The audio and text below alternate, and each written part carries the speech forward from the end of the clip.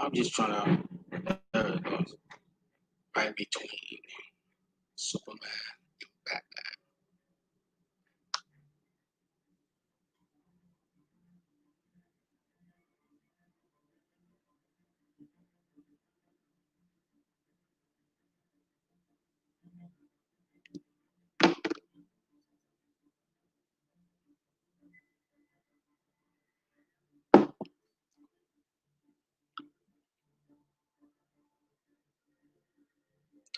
Hey, what's up, everybody? This is Louis Centeno. Thank you for joining my show.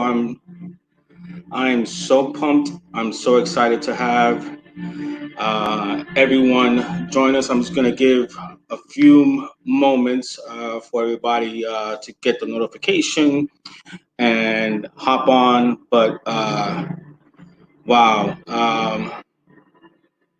I do want to extend my thoughts and prayer to the Floyd family. What they're going through, I know it's not easy. Um, I know this nation is in crisis right now, and all we could do is just unite, stand together, love one another, and be there for each other in every situation. Um, and also may be peace, amongst the protesters. Yes, the police officers as well, because not all police officers are are bad. In fact, majority, I would say a good 95% of them are good. Obviously, there's always the bad ones, and those are the ones that we definitely want to get rid of. We also want to bring social justice as well. So this is time. This is time that we come together and just talk and finally come to a resolution. How to bring equality, not just to the African American community, but also the Hispanic, being that I'm Hispanic myself, and the Asian American, the Chinese American, or everyone. So, I do want to mention that before I go on in my show. So uh, that just said, be kind to one another, and support one another. So that being said, um, I'm so excited. If you guys only knew the stuff that I've been hearing, I know a lot of people, a lot of you guys, reached uh, through my DM, and I was reluctant to give anyone the information. Not that I didn't trust you guys, but I did provide a few, and my intention was just to provide a few. That I trust, that has more obvious connections that I do. I only have one source, and that source is a Warner Brothers source. And now, being that AT&T bought Warner Brothers out, it's he's all the way in the bottom, and everything is in the top. But AT&T, HBO Max, and so forth. So, but I'm excited to have you guys. I'm definitely going to share with you guys the some of the stuff that I'm hearing. Is very excited, very excited. It feels like um, we're back before Batman Superman was released. I mean, that's the feeling that I get. That I mean, I'm playing the Batman music in the background, so that should give you guys clue what I'm hearing. Obviously, look in the background, you see Batman. Batman. Obviously, Superman's my favorite superhero. Um, Followed by Batman, and you see the Aquaman, Flash. I'm going to be working on getting one for Cyborg, Green Lantern. Um, Definitely, and hopefully Supergirl as well. So, hello, Tony. Thank you for joining me. I'm just waiting to hear back from Will. I send him a message asking him to. send me his email. I think I have it somewhere. Okay, let me see. No, I have one for earlier on.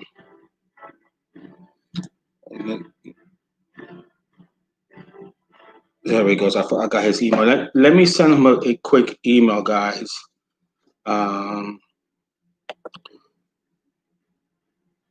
Copy clipboard. Email.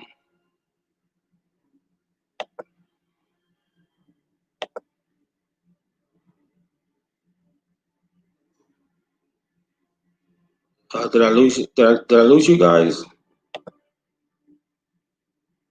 Oh, sorry. There we go. I don't know why it's always signing me out. There he goes. I'm not sure what's my password. Let's see. 15.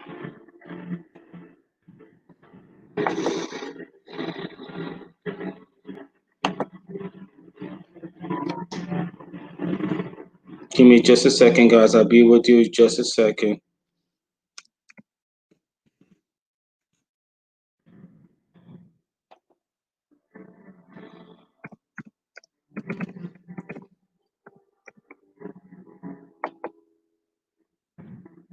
Oh.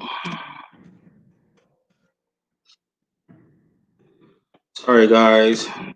Give me just a second.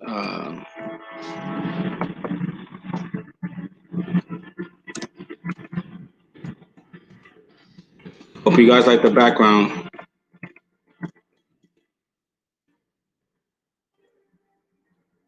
Oh, I don't know what to use now because it said I use everything. Oh.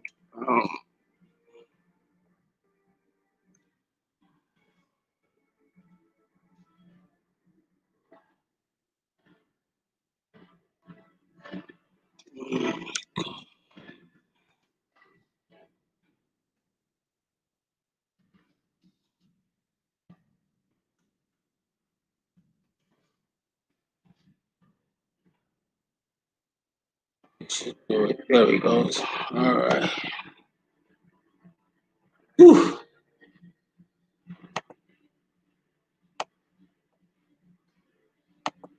All right. Well, if you're listening, I'm gonna send you an email. The email that I have on here. There you go. Sent. All right. All right, guys. So just waiting for. Yeah. All right. So it's Saturday, June 6th. And like I was saying, I have a lot of information to share with you guys. Some Batman stuff, Ben Affleck stuff. I don't have too much information on Zack Snyder, although there are rumors out there as far as a trailer, which someone asked me when would I see a trailer, and from what I heard, and again, who knows, I could be wrong, but I'm guessing it's gonna be. Here we go again, Comic-Con, San Diego Comic-Con. But if a trailer is going to release, I mean, I would think that would be the venue to release it. Being that's the San Diego Comic-Con is going to be virtual this year, so that's what I would put my money at. Now, can it happen before? Absolutely. I mean, he's that smart. He could do whatever he wants. He could put a small clip together and then the full clip on San Diego Comic Con, but who knows? That's what I'm hearing. So we're going to be discussing also Henry Cavill, Superman. What I'm hearing. Again, guys, part of doing a show is discussing, and it's always fun to discuss rumors. What you hear, and I want to caution everyone from the beginning that rumors are just rumors. And what I do when I receive the rumors is that I take because I get ton of information on rumors. So obvious, some are easier to determine that there's no way it's going to happen. So what I do is when rumors are given to me, I look at prior what other people are discussing, the little that I know, and then I tell or I report the rumors that I'm hearing that I feel like that have a chance of happening. It doesn't mean it's going to happen, but that's what I like doing. So it's going to be a lot of fun. Of the stuff that I'm hearing, guys, and it is an exciting time to be a DCEU fan. Like I was saying in the beginning of the show, that it feels like 2016. It feels like February of 2016 before Batman Superman was released. The vision that we thought that Zack Snyder had started off with Man of Steel. Tony, you're getting ahead of yourself. We're going to discuss that.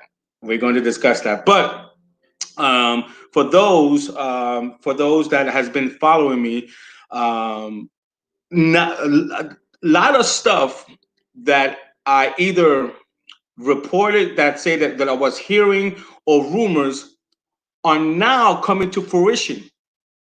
So all those people, that was telling me back in 2018, 2019, nobody's talking about that. Just remember, guys, this is, and again, there are more people connecting than me. So I'm just, going by me, the little that I know. But when a studio discuss a project or discuss the future of a franchise, and we're gonna, start with DC here. Let me just send Will a message. Will, I already sent it to you, Will. I invite sent already. Invite sent already.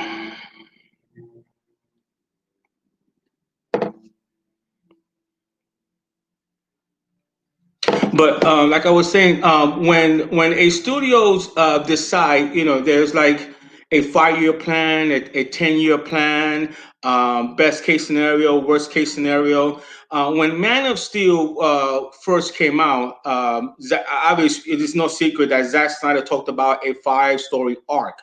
Obvious things started to change after Batman versus Superman was released, but if you go back to my timeline, if you go back to my Twitter account, we go back to the somewhere around the end of 2018, and the reason I want to set this up is because when later on when we're going to discuss the rumors that I'm hearing, you guys are going to see some of the stuff that they're discussing now is I discussed that way back in 2018. So that's what I'm saying. That the rumors are, yes, take it with a grain of salt, but this is why it's so fun to talk about rumors. Now, before we do all that, I'm going to bring. I see Will in the background, so I'm going to bring him on in a minute. I did catch yesterday what was going on. I don't know the whole story. I don't know what exactly is going on, so forth. So it actually worked out to our benefit that Will's going to be joining us. And he's going to, say his side of the story. Obviously, I don't know what's going on, so obviously I cannot speak on it because I'm not averse to know how everything happened. I came late into the movement. I came like in 2018, so I have no idea what's going on. So at this juncture, I am going to bring in Will Rollins from all the way from UK. Hey, Will, how you doing? Hello, how you doing, mate? How you doing, my brother? How's everything in England? How's the weather out there? Raining. What else? Raining. I'm here in Florida, and it's raining too. It's been raining since last night. We had a heat wave, but since yesterday, I think it's just gone back to normal. Well, in Florida, there's always a heat wave. I mean, there's never not a day that we don't have not a hot day. I mean, every single day. And here in Florida, it rains like 3 or 4 times a day. Oh, right. Yes. Refreshing rain. Yeah. So, and right now, I'm looking outside, and it's pouring, really Oh, wow. pouring. So, but now that I have you on with us, why don't you share? Well, first of all, I'm not sure if anybody asked you, what was your reaction when you finally saw Zack Snyder release or announce his cut will be coming to HBO Max next year? Oh, like everybody else, I was watching it live on the stream. I did put out a reaction video on my channel, just because I wanted to see for myself, look back on it, and like a record of the moment. What did I think? I knew it was coming. Obviously, we were told it was obviously gonna happen that day. And I remember when the question was asked. Danny asked it, and I thought, oh, good, finally someone's asked. And I thought, when Zack first started answering, it sounded like he wasn't going to say it, and I was like, oh no, it's going to be the same as what he said at SnyderCon, that he has to get them to release it. And I was like, oh no, and then when Henry said, I think you should just show it, I was like, yes, exactly. Yeah. That's what we're all thinking. Just release it. Just do it. Oops, Yeah. sorry, it's out. And then as soon as that went, oh, I can only show you this. And when the picture came up, it was like, yes, they trolled us. They it was obviously Henry was in on it, and it was a very cool way of getting us. And it was just surreal to actually see that image officially. It's the first official, like, full-on official anything we've ever had since day one. That Right. it was that's it. And it's like a whole weight. It felt to me like a whole weight off the shoulders, like we had actually done it. It was amazing, wasn't it? It was. I actually got wind on Tuesday, and what I was told, and I'm going to give you the wording that was told to me, and I shared it with a few people on Tuesday, the day before. And I have to do that because, if I tell people, well, this is what I heard, and no one can back up, what I hear, people's not going to believe it. So I caught wind on Tuesday and what I was told is word on the street that Henry Cavill is going to be joining Zack Snyder, Man of Steel watch party. Yeah, I mean, I was one of the people you told. Yes. So you might. And thank God nobody hasn't asked for a receipt. But so I got wind of that, and also you told me right, the day or the day before that. Yes. And then I also was told that he was going to announce his Man of Steel sequel. That's what obviously that didn't happen.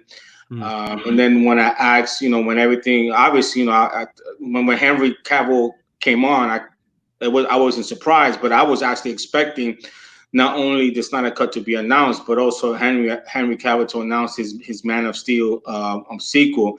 And when that didn't happen, I asked my guy, hey, he didn't say that, what happened, and what I was told is that, and he just took an educated guess. It probably was his agent Danny who pulled out at the last second because didn't want to override or overshadow Zack Snyder announcement, and also Henry Cavill Man of Steel announcement as well.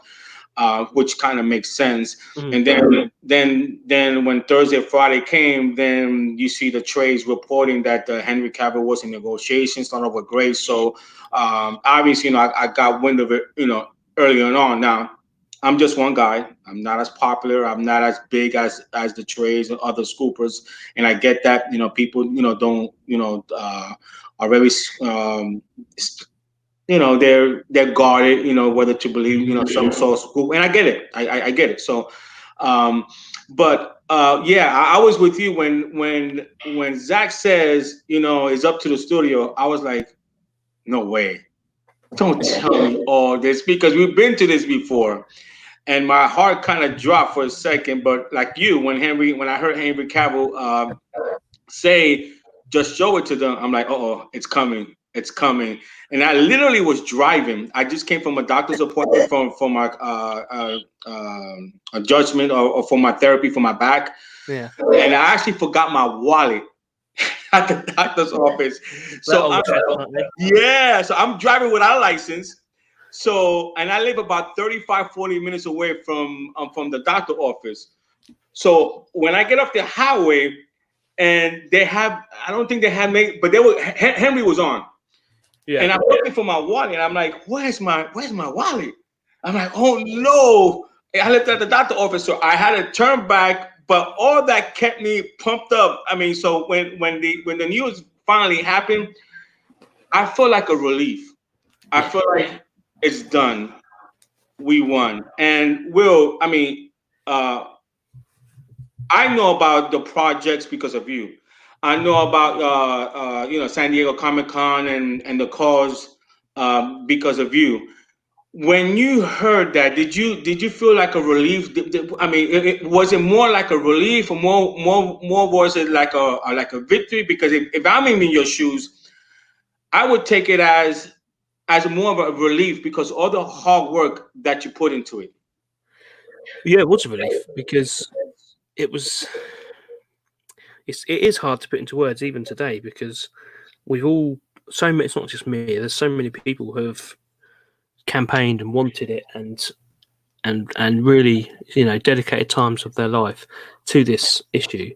So it was bittersweet. It was kind of a relief that we don't have to do this anymore because we can now relax. It was also, for me, I was really proud of everybody that's done this for them. And also, I was really, really pleased for Zack and Debbie because it must have been it was a mic drop moment when he went, all I can do is show you this, boom. And then they went and it was just left that picture there. And for them, it must have been like, considering what's happened to them and everything, they finally got some justice. It's Yes. ironic the film is called Justice League, isn't it? But the point for me, it was just a surreal. It was a mixture of relief from more than one direction, to the point where just staring at that picture felt so surreal. Like, am I dreaming this? Is this real? Is this too good to be true? And then for the next few days, I felt that my brain was in like a bit of a haze of like, shit, I don't have to tweet release Snyder Cut anymore. And it was so. And when I think I remember on Vero when I saw that picture that he posted with Debbie and they sat in their garden having a drink of champagne. That picture was that picture alone for me was the final piece to say we did it, because it was for them, wasn't it? It wasn't for us. Us, yes, we get to see the film. However, for me and you and other people, the main reason that we got so emotional and passionate and dedicated to it is it was for them too. They had been treated so badly at the worst time ever in their lives, and to see them finally be able to sit down and go, do you know what? People did care about us. Whereas before, they were treated like shit. And they were able to sit there and have a bit of pride that actually they got some recognition and love from people, and a big part of their lives now can turn a corner to some extent. And for me, that picture alone is, to me, the final message for release of Snyder Cut. We did it. Yeah, I mean, I don't feel worthy of saying. I mean, I was just a very tiny, small part. I mean, although I knew what was going on, back in 2016, 17. I do want to give credit what credit's due. It's not, I came late. You were there from the beginning. Fiona, who is the architect, she is the queen. She is the architect. I cannot say enough for her. Chris Wan, who every single day he did his video. I forget if I'm missing anybody. But those are the people that I personally want to acknowledge, and I'm grateful for those people that said that had a part in it. But to be quite frankly, I came at the end. And I would like to think myself that I was the fullback at the ball 1 yard line that helped carried us on.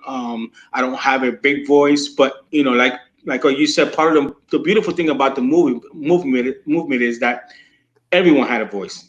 Yeah. Every single one of us had a voice. We It all doesn't matter. right. I said to so many people before. You just said, like, I mean, what you just said there. You're being honest and you're being, I forget the word now, just humble about what you've done. But it doesn't. I've said to so many people when all the times we were doing the fundraising, people would message me and say, "Oh, I would love to be able to give more, but I can only afford this." Or some people said, "I don't have any money. I'm a student and I really can't afford. I got a couple of dollars, but the GoFundMe minimum is $5 for some reason." And I'm like, it doesn't matter. The sheer fact that you are retweeting and doing the hashtag is as valuable as somebody who can drop 20 grand into it. It's like think of a soccer game, football as it's supposed to be called. Like a team when they play at home, they've got their home crowd. And in England in football, with the crowd we refer to as the 12th man. There's 11 players on a team, but the crowd are numbered the 12th one, and the crowd will often encourage and get the team to finish and win, even though they're not kicking the ball. So anybody who's done anything, I think, is as equal as important to everybody else, because, like, I could ask on the GoFundMe, please donate money, but if no one donated money, the ideas would not happen, the events would not occur. So everybody who tweeted, retweeted, or donated or shared, everybody's done it. We are all the release of Snyder Cut. Yes, there are people who have done organising, but it's all pointless if no one joins in. So I think everybody, absolutely everybody, should be proud of themselves and not put down their effort, because even if you tweeted it once, that's more than nothing. Yeah, yeah. Old saying, when Rome was built, Rome wasn't built overnight. There's everyone had a role. The football team has, here in America, this football team, there's 53 men, and every single one of them played a role. Even if they didn't play one regular season game, they practice, and the practice help the starters get into shape, or develop plays or schemes. So everyone played a role. Now, before we get into the fun part, as far as of the rumors, and like I was saying in the beginning of the show, and I explained, to the people, always take rumors, as a what they are, grain of salt. Now, the only rumors that I say is the rumors that I could confirm by, it's from two or three people that are talking about it, or rumors that seems that's possible. So we're going to discuss that later on. But yesterday, I jumped on Twitter, and there was a lot going on. I think with TPZ, which I believe is Ohio David. Now, I don't know the man. I do not know him. I have very few interaction with him. I don't remember, what it was. But what is your side of the story? I mean, what's going on with there? It's a very long slide.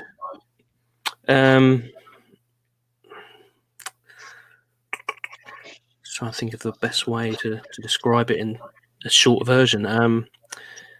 It's a situation that's been building throughout the past year, where I think it's taken up so much of people's lives, and people have become so emotionally attached to everything that some people's original intentions became blurred with importance, in my opinion. And the @Release of Snyder Cut account has been absolutely discredited since the new year, and there's been an active campaign encouraged by TPZ. Whether they admit to it or not, they'll say they haven't, but they have. There was always issues like in all the events planning.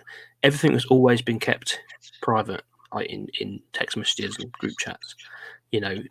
And the public side of it was, it also went through that account as a positive, hub. That's why it was anonymous. So they did, because it didn't matter who it was, and it was a way to show everybody that it doesn't matter, even if like you're in the movement and you don't like that person, you wouldn't be put off by joining in an event because it was related to somebody else. But there was the truth of the matter is, as we all know, Fiona was the person who started everything.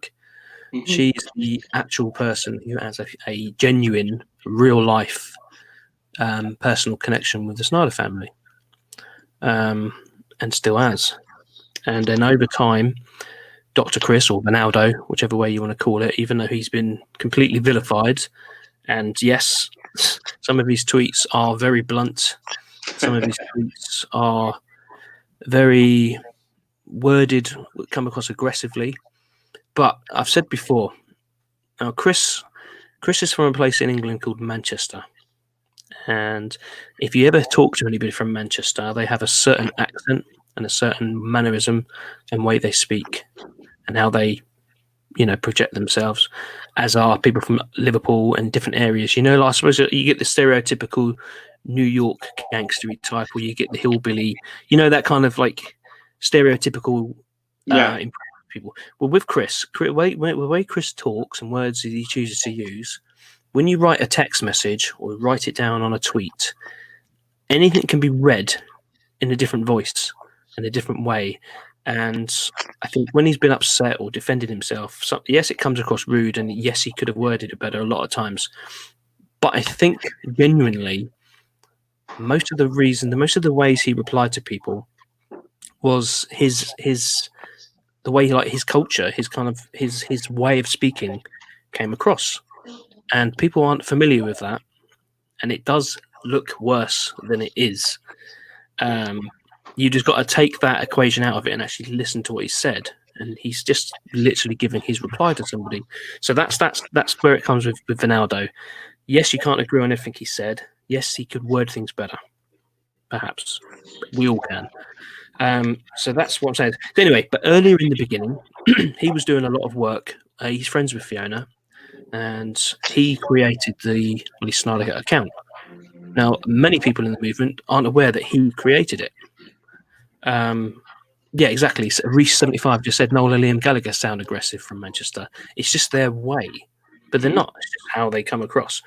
Like a lot of American people think I speak posh. I don't. I'm actually not. I'm really not. It's just my accent and the words I choose to use. Where am I getting at? So anyway, right in the beginning, Chris Ronaldo, Dr. Chris, and Fiona created the Release of Snyder Cut at RTSC, whatever it's called, account, the hub, with Ramesh De Silva. Excuse me, guys. So, hello. This is my oldest daughter, everybody. This is Yasmin. This is the one that I tweeted about that was diagnosed with type 1, rare form of type 1 diabetes.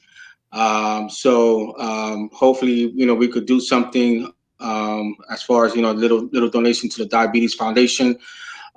So she's only 20 years old. So just everybody's the older Snyder, the Snyder verse. Say hi to her. Her name is Yasmin. Give her a little shout out. Hi, Yasmin. How you doing? Hi, good. How are you? I'm fine. Yeah, how are you doing? Are you coping all right with your illness? Are you on the medicine mend, and how are you adjusting? I have to take insulin every single day, a shot in the stomach. So at first it was kind of scary, but you eventually learn how to deal with it, and then you start to get used to it. More becomes a routine. So I've gotten used to the medication and the routine.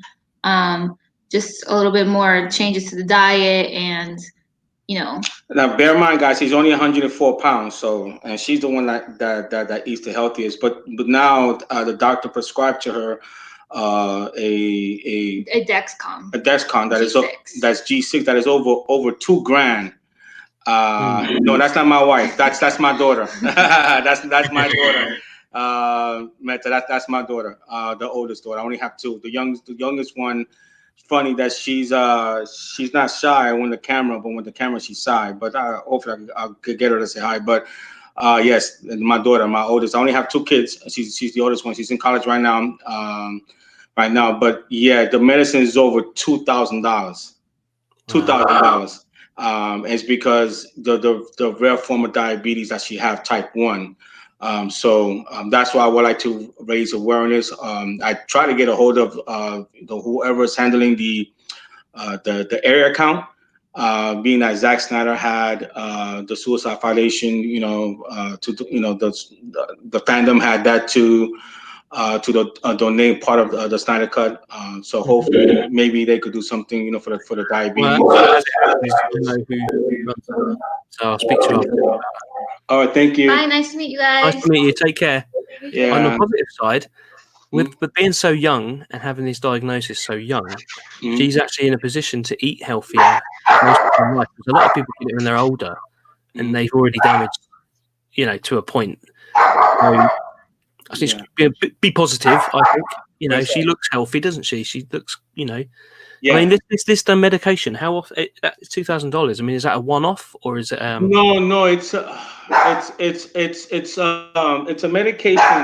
It's not a medication. It's not even a medication. It's something that it tests her sugar every 5 to 10 minutes, because when she first got diagnosed, the regular way to do it is to poke your finger. So so she passed out 3 times because her sugar was either mostly low. And then the insulin that she's taking, she was taking 6 units, and the doctor brought it down to 2 units, then the 3 units. Then they went back to her pancreas still working, but it's producing too much. I forgot what it was, but it's complicated. Right, and then so they put her on a pill, Januvia. Then that didn't work, so they put it right back in the insulin. So it's been very, very challenging. It's been very challenging. So hopefully that was my motivation. With the haircut, to do something with the diabetes, because everyone we all know someone in our family or even close friends that has diabetes. I just got diagnosed with type 2 diabetes, but that's my fault because of stuff that I eat. And it could be treatable if I lose weight, which I'm in the process of losing weight. I already lost 14 pounds. So if I could bring down my weight and control what I eat better, then it should be fine. With her type 1, there is no cure for it. I mean, so hopefully, we could do something about that. I just wanted her to say hi, so she could put a face to that. So I really really appreciate that. But so going back to what you were saying, I just wanted to be clear from how there's no point me saying my side of the story from yesterday without the context of the history of everything. Yes, okay, it's fine. Okay. And so where was I? So basically, the Release Snyder Cut account was created by Vinaldo and Fiona, run by them, and they had Ramesh De Silva in to do the to be like the art side of it. Because if you remember Ramesh, he's fantastic, isn't he? Yes. His graphic design is out of this world. And I remember many times over the last couple of years when I've said, "Oh, mate, we're trying to do this. Don't suppose you could whip up a quick picture for this, something that looks a bit like this?" And he goes, "Yeah, leave it with me." And I swear to God, 10 minutes later, I'd have an email from him saying, "Is this okay?" And I'm like, "What?" It's like, yes, that's better than I imagined in my head. He was incredible. So it was those 3, and as the account got more larger, they invited Mick D from TPZ to join, because obviously you need people and admins at different time zones to keep up, and that's how the account was. And over a period of time, Mick asked for the rest of the TPZ to be part of it, and they agreed. I'll mention Colbert later. Sorry, I just saw someone's asked a question. So at first, TPZ, Fiona, Vinaldo, Ramesh They were all running the Release Snyder Cut account all up to New Year, just gone. And people need to remember that, because the narrative since that is that it's always been run by bad people, and it hasn't. And it's not fair. The whole point of that hub, and for the record, I have never been an admin, a moderator, or anything to do with the Release Snyder Cut account. Not at all. I've just worked with them. They've asked me all the things I've ever done. I've been asked to do, and I've obviously willingly helped. But anyway, for all the period of time, as time went on, events were being planned, and often events like San Diego Comic-Con, that was not planned at all by Release Snyder Cut. We approached them to ask if they wanted to use their handle on the. Do you remember the design? It was like a mock-up of the logo for San Diego Comic-Con, but it said at RT Snyder Cut. We wanted to put the @ so that people, because the whole point of it was to raise awareness to the wider audience, that there is this account, there is this Snyder Cut movement, there is this website, and there's information that people aren't aware of, because it was all about growing awareness of the truth behind the Snyder Cut. Because a lot of people just believed the trades that Zack left, and that film was made in his vision, and it was crap. Because that's generally that was the party line, wasn't it? Even to put his name as the director on it when he didn't direct half of what was on there, or more than half. Sorry. So anyway, it was all smoothly. Even I didn't know up until November that even TPZ were part of it, because it was all kept secret. The whole point of it, the whole point was secrecy, so that there was never anyone could say, "Oh, I don't like that person, I'm not going to join in." The whole point of it is anonymous, because it didn't matter where you lived. It didn't matter who you are. We're all some people from around the world for one cause, yeah. So anyway, so this Snyder Cut of San Diego, we asked them. Now, in communications, in DMs, I put it to them, can we please use at RT Snyder Cut on the design? It promotes you, it creates a hub, it gives people to go to. There was a lot of and you could tell when it was being replied on DM, it was different people at the different times who were reading their mail. And there was a lot of resistance at first. A lot of resistance. And then we did the mock-up design still, and then eventually they must have all got together. They said, I remember them saying we've all got together, and the majority of us say, yeah, we do want it on there. Because I don't think they didn't want to. I don't know why. It was very odd. But anyway, and that happened a lot of times throughout the year and a half, 2 years, where you would ask the accounts, would they be part of it? And there was clearly an internal debate that would have to happen before they would reply. And I kind of got that, because they wanted to be, they wanted to have a united front. But they joined in, and then when it's become successful, the account happily went along and promoted it and was like, yeah, this is great. When they realised it was a good thing, and it was positive and working. So they had no planning in it at all. In the planning for San Diego Comic-Con 19, in the group chat of the people involved, it was me, Eric Blake, Nerd Queens, Lex Alessandro, he likes to be called Lex. You had DTS, you had who else? DTS, Jeff Purdy, Kojo. There was loads of people in the actual planning, but when it came to actual, planning the bus stop, planning the plane, planning the Hollywood Reporter article, planning, coordinating, contacting journalists, and we all did so many interviews to promote it. None of that was planned or organised by anyone from the Release Snyder Cut account, and that includes TPZ.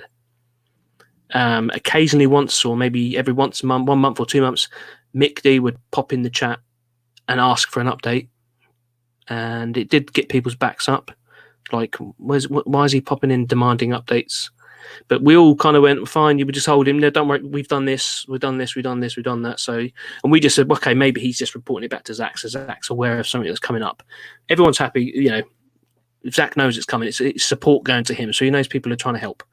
And it's very odd. Anyway, it became a huge success, as you know, and that was great. And then what was next? What was next after that? I think we did. Was it the Ann Sarnoff event?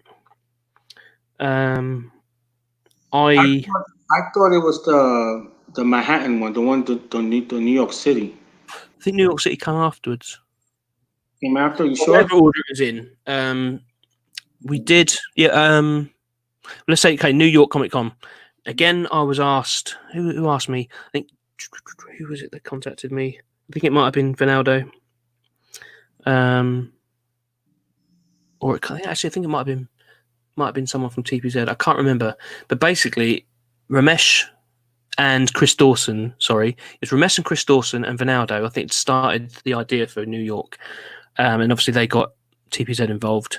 Because obviously they had that link. They've always had that link, or apparent link, that they're able to let Zack know and Len make sure he sees it. Because all our goal was to get the message out there, but to show him that people cared and were supporting him. So that's, so it was always good to have them on the side to pass the message on.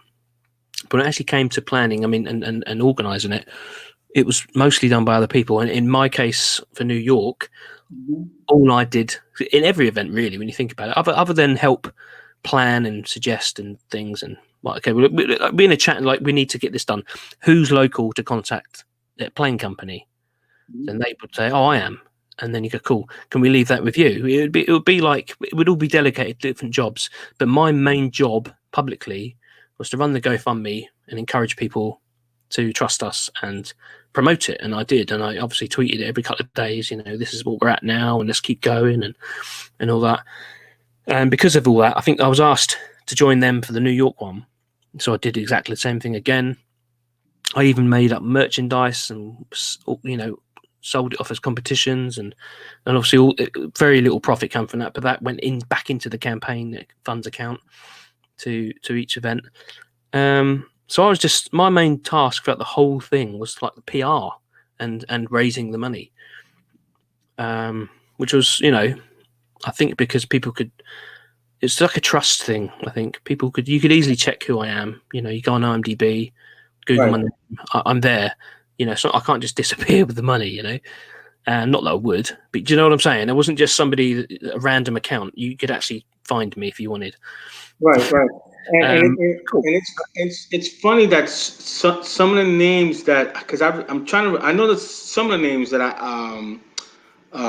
sounds familiar to me. Like there was, and the one thing about Twitter is I like having debates. I like going back and forth. As long as it's done, not questioning the integrity, Yeah. aspect apart. But I do remember Chris Rolando. I do remember him. I think he has me blocked, but I remember that he is blunt. Like I'm like me and myself. I'm from New York, so I'm blunt. Exactly. So I actually get him. I Yeah. actually get where he's coming from because he's not around the bush. He's a straight shooter. He's gonna tell you Direct. exactly what you think, nothing personal, and so forth. So I'm the same way as you probably know. I'm to the point. I'm blunt. I speak my mind. So I do remember him, Mick D. I do remember Mick D as well. But and then quite a few that you mentioned. But I believe. I heard about you. I want to say 2000. Was it? I think it was last year, right before San Diego Comic Con, is where I got wind of who you are.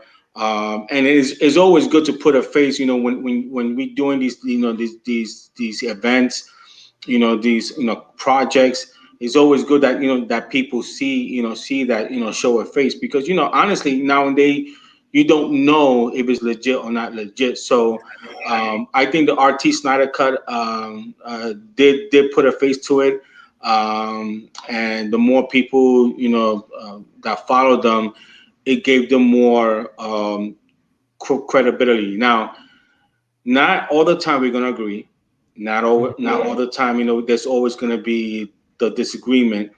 However, what I loved about this movement is that regardless of what um, the disbelief, the disagreement we had, we came together for that cause. At least for me personally, I don't have a problem with people not believing it was going to be released because back in 2006, 17, under the old management, it would have been very difficult to accomplish what we accomplished now. Yeah. So I get that part, and I even get people saying that it don't exist. I even get that as well. But where I had an issue is that when you have people like Jay Oliva, who was involved with the project, saying that it exists, and then people not believing it exists, that's where I drew the line. You know what I mean? Yeah. Now, it's one thing for one person to believe that it's not going to be released, because this what we did, guys, just don't happen. No. It does not happen. It's historical. It's historical, and the one time it happened, it took, I believe, 25 years with the Richard Donner cut. Mm-hmm. So I don't even blame those people that says it's a pipe dream, is not going to happen, because it has never happened before.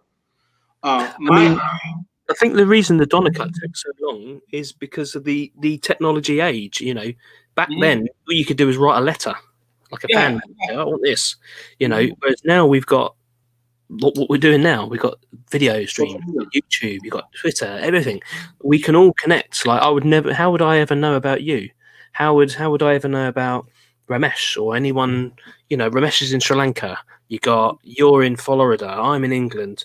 You've got all the guys that live in India and Thailand and Pakistan and Australia. None of us would ever know each other, and we probably all, the type of people back then, wanted the Donner cut, but we had no way to coordinate and be a show of force to combat these corporations. They had the power,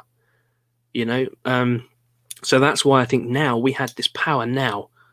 It's because oh, there you go. Someone's just said it didn't start until 2000s because they found footage. But the point being, it still took a while. Yeah, it did. Technology. So I think now, because we've all utilized social media and the internet, and we've all come together. So that's why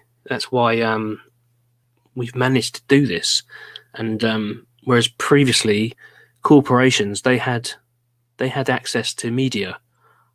So they could put out a statement, and that was fact. No one could question it. So now I think there's all of us lot now. We're able to go, hang on a minute. We're all sat at home with all got computer and internet and mobile phones. We can say, I want this. And we can actually contact these people directly and say, we want this, we want this. And we become the PR. They use social media to build up their algorithms and demand. Because it's all about demand in business. If there's no demand, why do it? Exactly. If there is demand, it's money, because all their goal is to make money for the shareholders. And this is where I believe, like Jody himself, people like him, like Jody, they're missing the point that any business wants to make money. Yeah. Okay. If there's no demand, no company's gonna invest in something that they won't profit. Yeah. Okay. So it's not. And I'm looking at from the Warner Brothers side of it. I'm looking at for the HBO Max side of it. I'm looking at for the AT&T side of it. Laying aside the vision and so forth, these are businesses, and their bottom line, the bottom line is when these companies think, are we gonna profit? Are we gonna make money? Number one. Number two, how much it's gonna cost us? Number three, if it does well, what other projects do we have in line? So all these things are a factor. So when they saw this project, the Snyder Cut, and they saw there's a demand for it, okay, then you have a streaming service on top of that. It would have been a fool. I mean, it would have been dumb of them not to release it. And that's the part that Jody is not getting. And I was appalled that he used a slave analogy. I mean, really? I mean, first of all, I mean, it was AT&T, HBO Max. I decided to put it out. It wasn't one. It wasn't Warner Brothers. It was them two. They're the one that says, you know what? Let's go ahead and do it. Because without content, I mean, if HBO don't put out content, it's not going to do well. I don't care. I mean, and these companies, even with the Snyder Cut, they still have to reinvent. They still have to put more content in there because you can live so much, with the Snyder Cut. Okay, fine. You have a 2-month gap. You have 2 months or 3 months, and some people may stay with it just for the Snyder Cut. But what are you gonna do after that? So so this is why I think it's so exciting right now that we're coming together and we're talking about this. Now I know, again, I don't know the ad man for TPZ. I don't know the ad man for the RT Snyder Cut. I don't know them. I have very few interaction with both of them. But the way I look at it as an outsider, okay, the first one that I know was RT Snyder Cut. Mm-hmm. I mean that's undeniable. We all know who RT Snyder Cut is. Now, I do know TPZ because the Ohio Davey, I believe he's the one that was running that account, or it's probably it is him. He would do a live watch party, which was fun. Doing a watch party, was fun.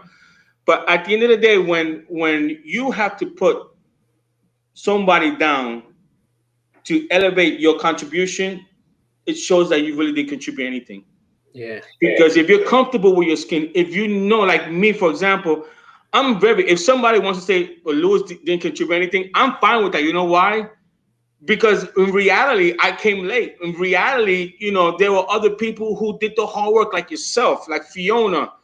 And I have no problem deferring to them because you guys truly were the anchor. You guys truly was the front for it. You guys, it took dedication to do everything that you did. And at the end of the day, me, Lewis, all I wanted was the Snyder Cut. Mm-hmm. That's all I wanted. I wasn't seeking fame.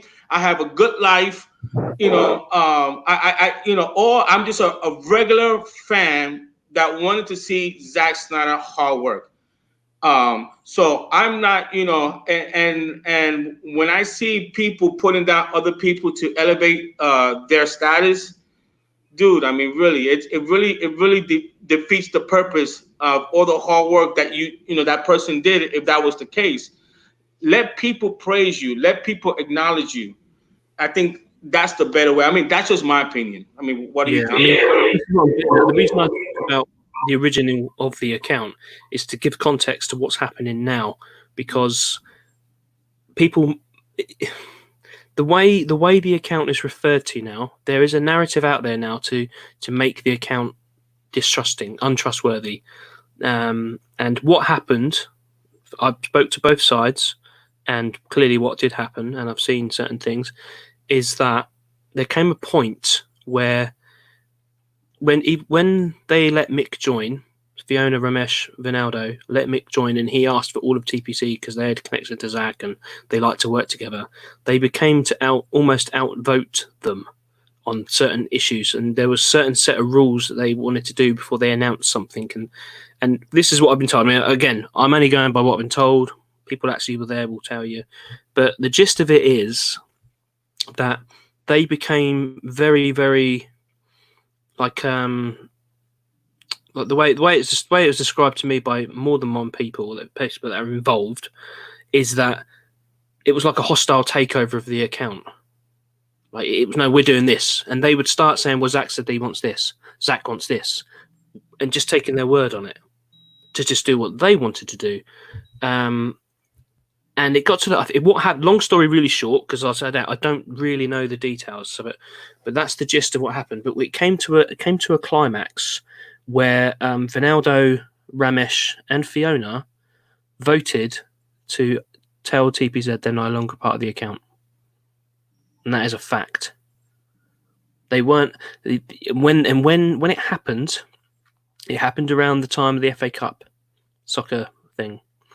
In December, and And what happened was that's when it started to go public. That's when the disagreements that were happening behind the scenes, because at the end of the day, what was more important was the unity of everything, or the perception of unity, to keep the movement strong and together.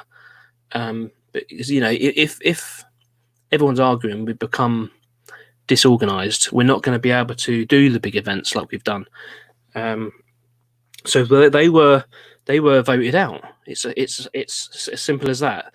But the narrative that then that see, from my point of view, is that when you've got people like Mick and Idaho Dave and things like that who may have a connection to Zack, it's all claims.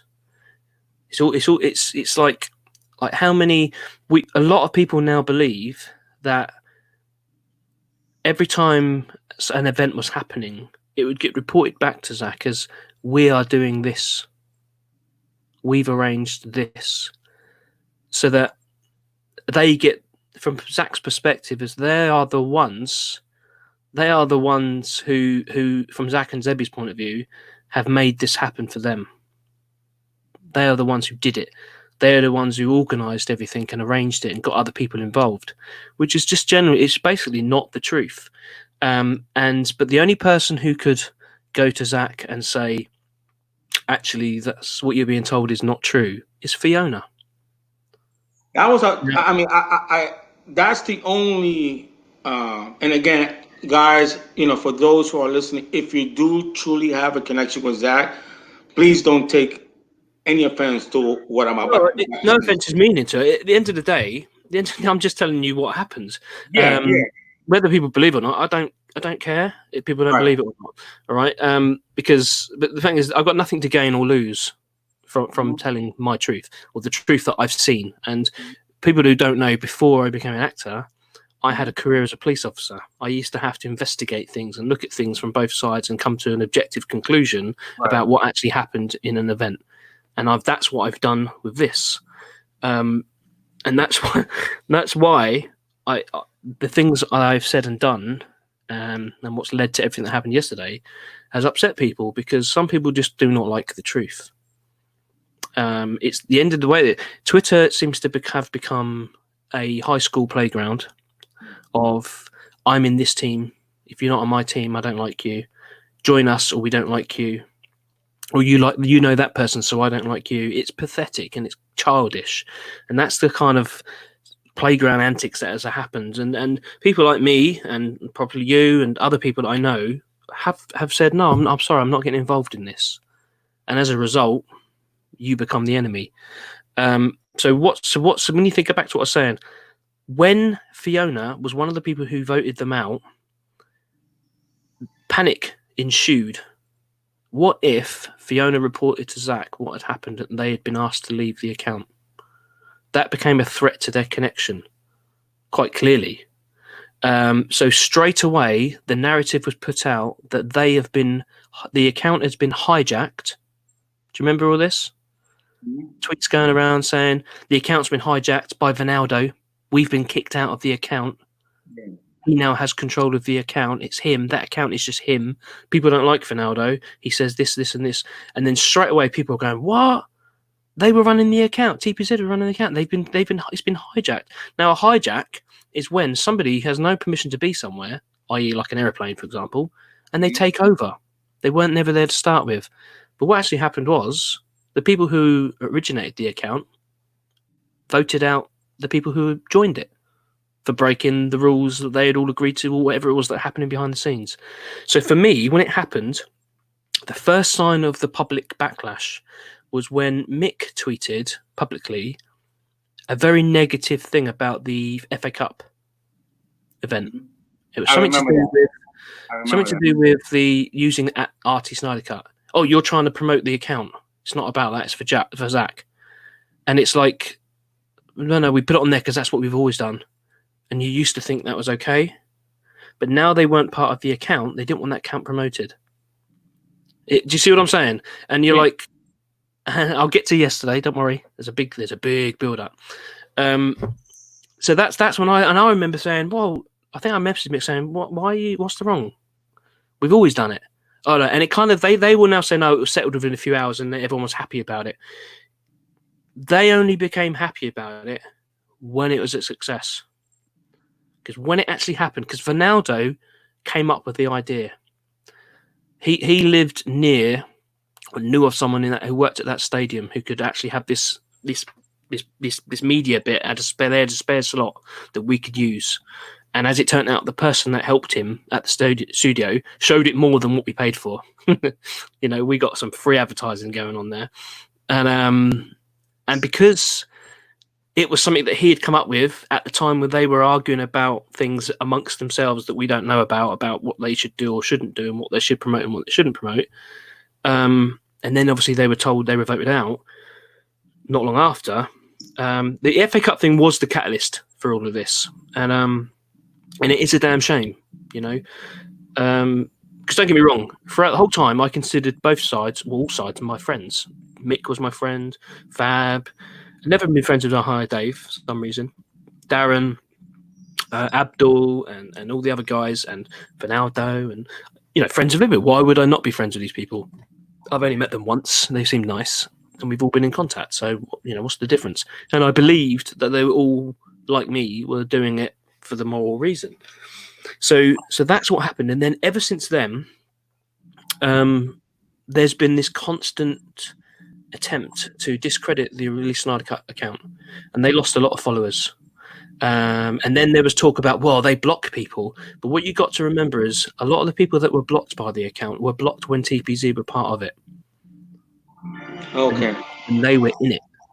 And it's conveniently forgotten now. It's almost like it was hijacked and then loads of people were blocked. No. A lot of people were blocked during. And the reason is because some people would troll the account, some people were negative. And there was times when, the likes of Stephen Colbert, John Garza would be very negative towards everybody in the movement, that even TPZ guys said, ignore them, they're idiots. I mean, I've got DMs, I could prove everything I say. And they were like, as soon as Snyder Cuts were announced, we're gonna destroy them because they've deliberately gone out of their way to try and prevent people from donating and try and prevent people from being positive and fighting for it. But that all changed. And as soon as they were removed, their rival account, thank you, Chubby Teddy Monster Productions. Apparently my accent is cool. Maybe I should be the next James Bond. What do you think? Yeah. Henry Cavill. I know a lot of them are waiting for, because I tweeted it out, as far as if I hope it's true what I'm hearing about what the rumors are, and if it's true that we're gonna jump up for joy. So you have no idea how much DMs I got, and I was not gonna share it. I shared it with a few people what I heard, but guys, just hang in there, because I definitely want to get. We're gonna get to this, and it will all make sense in a few moments as to what happened yesterday. Someone just said, "What's TPZ?" A lot of people say that, and that's a testament to show what they haven't done.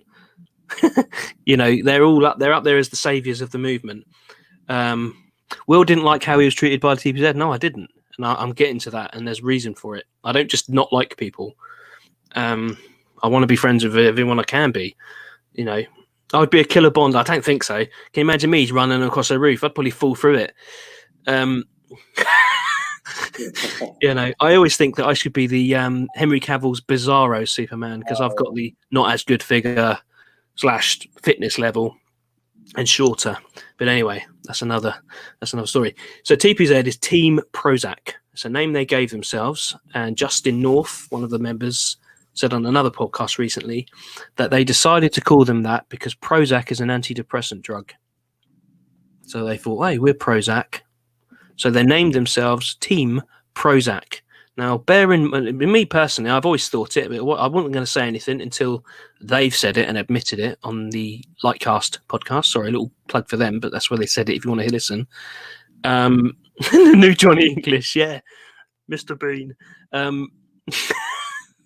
Johnny English. That would be quite cool. Yeah. More like my James Bond, actually. right. Yeah. So they called themselves Prozac, which I've always thought was a little bit sick and a little bit inappropriate because of the situation with Autumn. You know,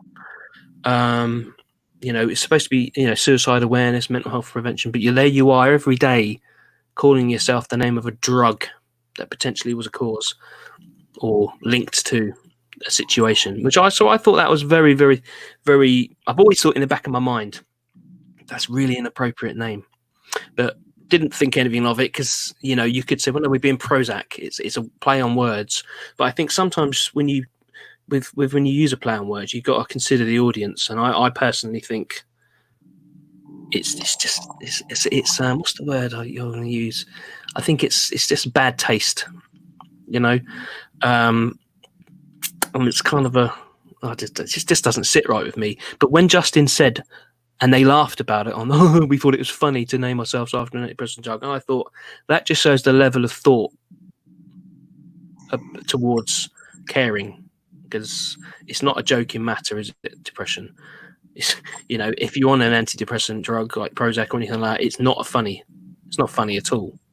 And to link it with Zack and obviously the suicide of his own daughter, I think it's bad taste. Full stop. So anyway, that's what Team Prozac is. They've done a collective group of people together who decided they want to be the ones to be a team for Zack. So anyway, maybe they didn't think of it. Maybe they haven't thought of it in a bad way. Maybe they didn't intend it to be a bad thing. I'm not saying they did, but to me, it shows a lack of thought and more about a gimmick, more of a brand to call yourself by something because it sounds catchy. It's almost like the way I see it. If your loved one or a friend of yours shot himself in the head with a Glock, you'd create you'd create a fan club in their memory called Glock. It's wrong. It's just wrong. So that's the name. So getting on. So when I believe when because there was somebody released some screenshots of a conversation between Fiona and Mick D, who seems to be like the leader of the TPZ, or the person that has the one that's able to contact Zack. And in that, she basically said, "No, I have voted you out because of the TPZ behaviour and the way they are online." It became a kind of like, if you don't follow us, you're not a fan of Zack. If you don't agree with us, that's you're not here for Zack. And it became very like, well, why? It's almost putting yourself up on a pedestal that they are the font of all knowledge, the gatekeepers of everything, and only they can access Zack. And that became odd. And I initially thought it was kind of like when you have these feelings in your brain of way people are talking and thing. And I give people a lot of time before I just jump to a conclusion on them. And I thought they're a bit bad. They're a bit gatekeepery, but I didn't want to say anything because they were my friends. And I know as individuals, when I've met them, they're nice people. And some of them I really do, even to today, I respect because I know they are good people. Like Anthony Fabrizio and Darren Benson, in my opinion, are the nicest two and the most genuine two. But there is a thing in the group that if there's 8 of them and 6 vote yes for something and the other 2 definitely don't agree, they go along with it anyway. And to me, that's a bit of like, unless it's a unanimous vote, they shouldn't do it. If you're going to act like that, because if a group of people are deciding on things under Zack's name and some of them don't all agree to it, to me, that's like the corporate boardroom. Isn't that the exact thing that was going against Zack? Is it not? It was the boardroom. It was the studio executives getting together and choosing, and then going, "No, this is what we're doing," despite what Zack wanted, despite what other people wanted. So to me, when they do that, when they act like that, it started to become a problem, and I think that's what happened in the Snyder Cut account as to why they were asked to leave. So when they tell everybody the account was hijacked, that's a lie or a wrong word to use, because that created the impression, as I've said, that they were unfairly hacked somebody hacked the account, and that turned the attention to Vinaldo, and he received Dr. Chris Vinaldo. He changed his name a few times on Twitter. I can't remember, it was Dr. Vinaldo, but it was like at Dr. Chris, but at Vinaldo, and so that's why I flip back and forward, because people know him as different, but it's the same person, same account. And someone said earlier, is Vinaldo the director account? He is not. Absolutely, he is not. That is somebody else. I don't know who it is, but I've spoken to Chris many times privately over the telephone for hours and hours at times, because I do try and talk to people as often as I can, because when you send a text or write a tweet, it can be misunderstood. And I tried for so long to be neutral in terms of hearing people out, because my goal was, come on, let's work out our differences, or let's get the whole. For me, the public face of everything should have been positive. It should have been like it always was, but it didn't behind the scenes, and it should never have spilled over. So when it spilled over, the damage control was really hard. And I seem to be, for some reason, people always thought I was part of the account. People, or because I'm always often involved in all the things that we do, that the people would come to me and ask what's happening, and it's like, I don't know, I'm not. So I'll be like, don't worry, I'm sure it's fine. And I would go to like Mick, or I'd go to Fab, or I'd go to Abdul and all that, and I'd ask them questions, or Geraldo, then I would ask Chris, and I'd ask other people, and I'd try and say, look, and even there were times people DM me going, oh look, TPZ is doing this, TPZ is doing that. I'm like, yeah, don't worry about it, just concentrate. And I've said to them myself, as the time's gone on in DMs with people from TPZ, like I've tried for so long to bat away issues that they may have. There have been accounts, there have been like nameless accounts that have trolled them, as there has been people that have trolled Ronaldo. And any type of trolling, I think, is wrong. It's bullying. It's online bullying. Yeah. And we're all for suicide prevention, mental health awareness. Online bullying is the opposite of what we're all here for. We're here. We all had a connection to what happened to Zack on a personal level. For me, I'm here for the film, but my main goal at the beginning was thinking, we may not ever get this film. It may be the 20 years, but for me, I wanted them to know that we cared. The studio may not have cared, but his fans care. We all love them, don't we? We all think they deserve it, and they are really nice people, genuinely really nice people. Mm-hmm. And that's the good side of the people from. That's what I always loved. Got the people that all these different countries recognize something on a human level, and it doesn't matter about your color, your race, your culture. That is wrong. So I've tried to, and I've said to them, look, I don't think, because they would. I'm jumping ahead. So that happened. So the whole thing, the account was kind of the thing, and then Vinaldo was villainized over Twitter, absolutely villainized, and people went after him, and people who because there are a lot of accounts that you don't know who they are.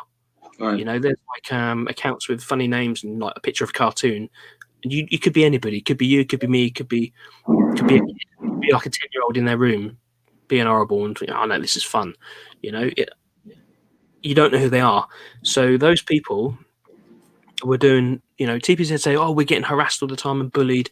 They were by these accounts, but it wasn't because of somebody. It was these people. You can't blame other people for someone else's behaviour. No, you can't.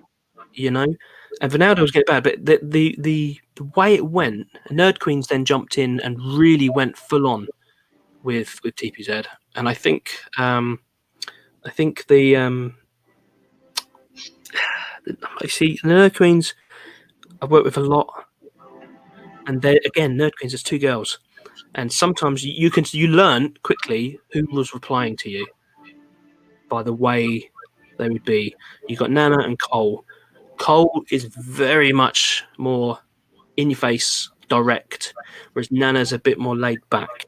And at times, Cole, you'd think, oh, whoa, why are you being so full on like stroppy? She wasn't. It's just how she is. It's how she comes across, like Ronaldo. So what happened? I'm getting to trust me, I'm getting to yesterday, because this is all relevant. All of what I'm talking about is what caused yesterday. So long story short, it all happened. It's been going on for months. A lot of people are saying we hate Vinaldo. Vinaldo's the baddie. The account is run by him. It's bad people. Don't support the account. TPZ suddenly joined the rival Snyder Cut account for some reason. They suddenly aligned themselves with, as people call the 40 Club, the Colbert and Gaza, the very people that they have said throughout the whole time have gone out of their way to hinder this movement. And now suddenly those people are great and they're here for Zack. It's really bizarre. They've tried to, the narrative, history is now being rewritten about it, and people who are new to it, who weren't there, don't know. They're told that don't follow that release Snyder Cut account. It's bad. No, it's not. The people that run it now, I don't know who they are, but I know who it isn't. It's not TPZ and it's not Vinaldo. Vinaldo is not on social media anymore. Vinaldo suffered a lot of mental health from the attacks he was getting and all of this, to the point where he was almost suicidal. Wow. And that's when his family and friends said, you need to step back. And he took that decision. And that's why he's now walked away from social media. So regardless of any rudeness that come across in any tweet he did, he was suffering. And he's left. He's not part of that account anymore. It's new people. That's why there's a new way of how they reply to people and things. But that's that. Even I don't know who's in it.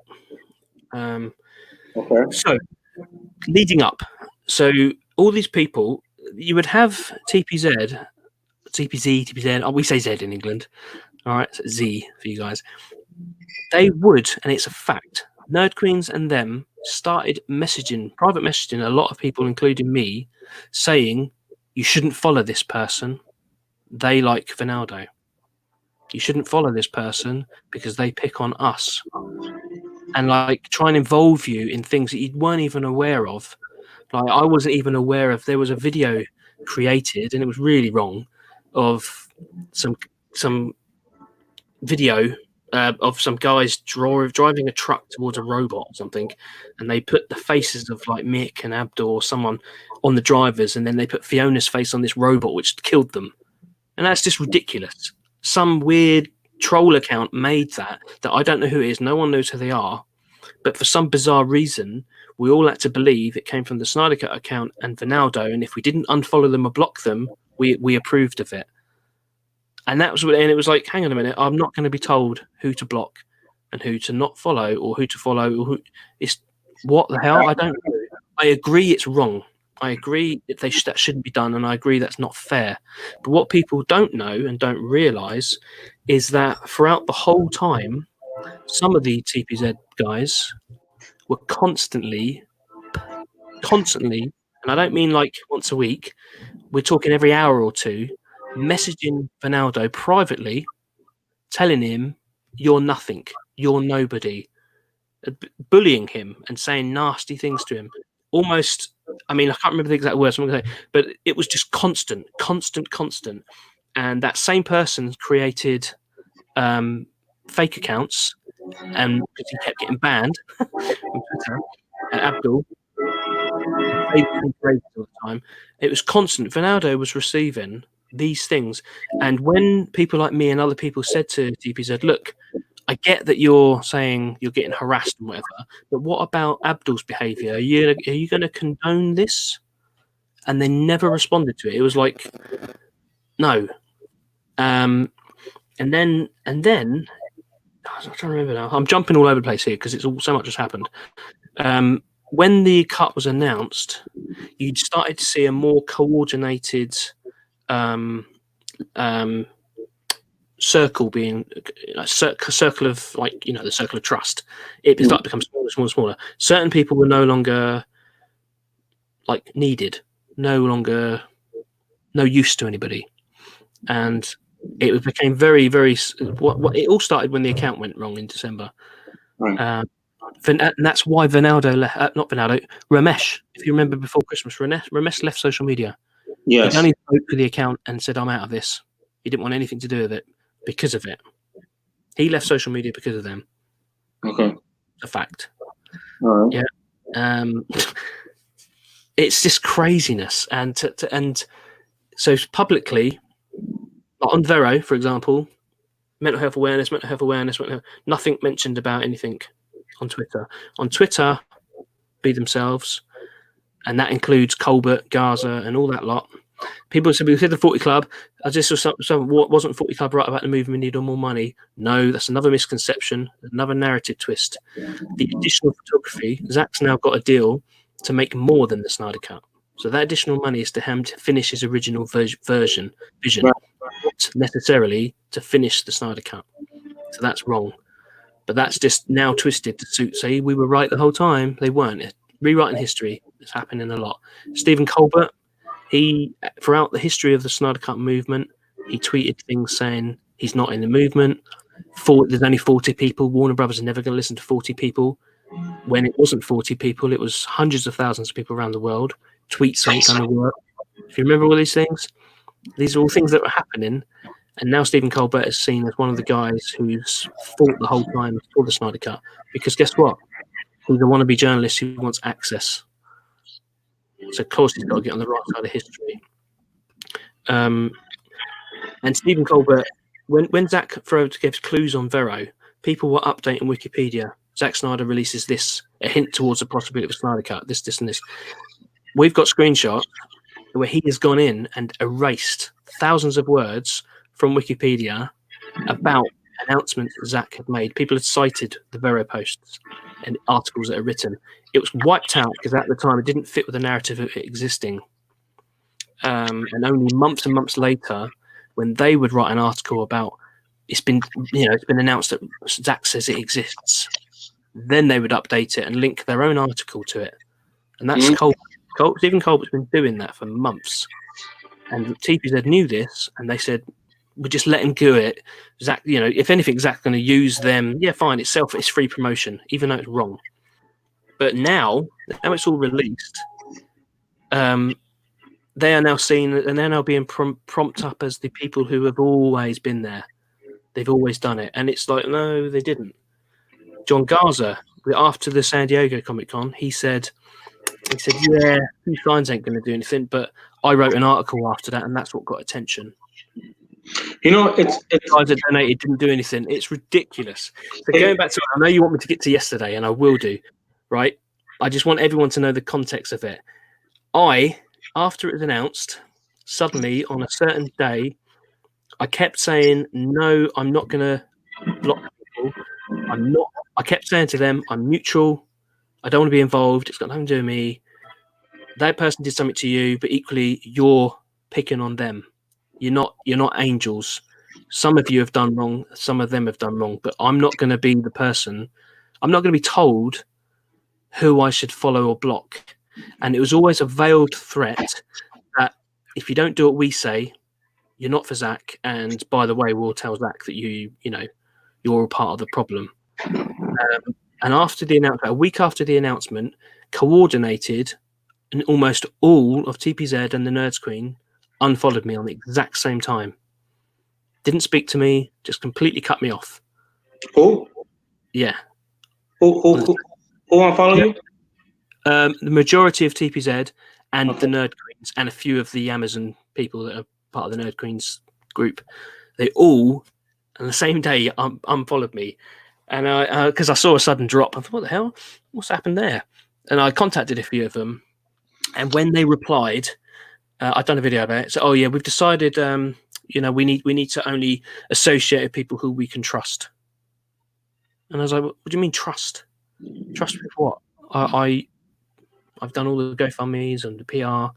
Why suddenly? What am I not trusted with now? What's the? And it was clearly. I thought, hang on, here we go. People are now lining themselves in the position of, we're the people who did it.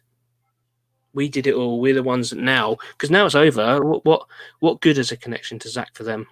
Mm-hmm. I'll get to that. Evades. You keep saying that. It's like you're telling a Zack Snyder story. It's like a long, it's got to be. You've got to have context. That's the thing. Context is important. It is. So they all unblocked me, and I messaged them saying, "Well, hang on, what's the problem? What have I done to?" And the reply was written in the words from Nerd Queens in particular, exactly how Mick writes to me. It was a coordinated, pre-planned who to disassociate with, and who to create the circle smaller. And I said that, and it became really obvious. And then, so obviously, I had some arguments back and forward, and and that's when I said to some of the guys that were still following me, like, I don't understand why you all. And we had a to and fro back and forward, and one day, if I need to, I can show people. And I said to them, you've done this, you've treated people this way.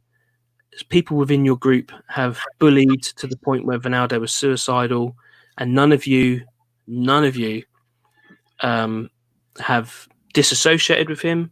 None of you have condemned the behaviour. It's ignored. It only seems to be issue if it's at them, and I don't think that's right. Everybody has a mental health situation, and we're not supposed to like condone it. I don't condone it on either side, and that's the problem, and that's why I was distanced from, because I'm not gonna for clout or stature say, okay, I'm just gonna agree with you. I'm not here for fame, for followers, for credit. I don't to be honest with you, I don't give a shit if anyone follows me on Twitter. Yeah, I'm not here. It's just a way of communicating with people, I appreciate people who do, and I appreciate people who like me. That's fine, but there is a world outside Twitter. I don't know if everyone remembers that place called Earth, with real people. So long story short, that happened. So within the last few weeks, I've been completely cut off. I found out because 6 people sent me screenshots of a chat group on Vero run by TPZ and the Nerd Queens called Shield Wall. Now, a shield wall is the old Viking tactic, isn't it? Shield wall, in the military, in the battle, where they'd put the shields and create like a shell to protect the king. And they were basically inviting people, random people in the movement, into the chat and saying, don't you think this is wrong? Don't you think this person's done something? Don't you think you should not associate with them? Basically trying to do what they did in Twitter DMs, but on Vero, saying, and basically trying to, and some people said to me, look, these people are asking me or telling me things to not like you, to not follow you, to block you, and to do this. But I've told them, like, no, it's nothing to do with me. I think this is wrong. And some people said to them, well, hang on a minute, you guys attacked these people publicly, and and all that stuff. And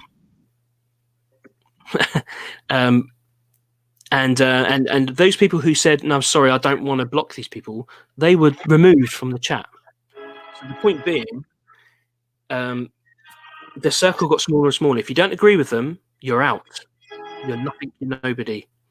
And then I on a very separate topic, I made a comment about the Batman movie in a thread with people who were discussing the Robert Pattinson, the lockdown, and I said, like, you know what, I have a feeling it might just get scrapped because cut their losses type thing. Well, people who I've never spoke to before, and it was actually a civil conversation with people who are having a general theory. I mean, I said I might be wrong. I hope I'm wrong. A Batman movie is a Batman movie at the end of the day. I'm going to watch it. I got attacked left, right, and centre by people. And then people shared it and forwarded it to Colbert and Gaza. Sorry. And then they made a GIF of me. They made a computer-generated... Did you see it? The clown thing? Yeah. Of my face putting the clown mask on. And that went all over the place. And to me, that's bullying. And then guess who was liking it? The TPZ guys, all liking it. Now, isn't that the exact same thing that they vilified people for towards them? So I just tweeted on every social media I have, like, look at this. This is wrong. This is bullying. Whatever happened to mental health awareness? Yeah. I was then messaged like, oh my God, why did you put it on Vero? Why are you trying to tell on us to Zack? And I said, I'm not trying to tell on you to Zack. Why is that your only concern? Why are you only worried that Zack would see your behaviour of encouraging bullying? what's your problem? And if I wanted to, Zack followed me. If I wanted to, I'd tag him in it, and he'd definitely see it. But I didn't. It was for everybody. I'd done it on Instagram, Facebook, Twitter, everywhere. Same thing. Because I was pissed off. I even done a video about it saying this is out of order, and I am in the process of getting legal action against it because it's an illegal use of my image. You know, it's a crime to create a computer generated version of someone to exploit them. Oh boy! And I've told them that. He didn't like that, and it's the truth. I actually got legal reps already, obviously, for my job. So I said, look, have a look at this. What do you think? Yep, that's wrong. So the things are being looked at about that because you cannot create. It's a misuse of someone's likeness.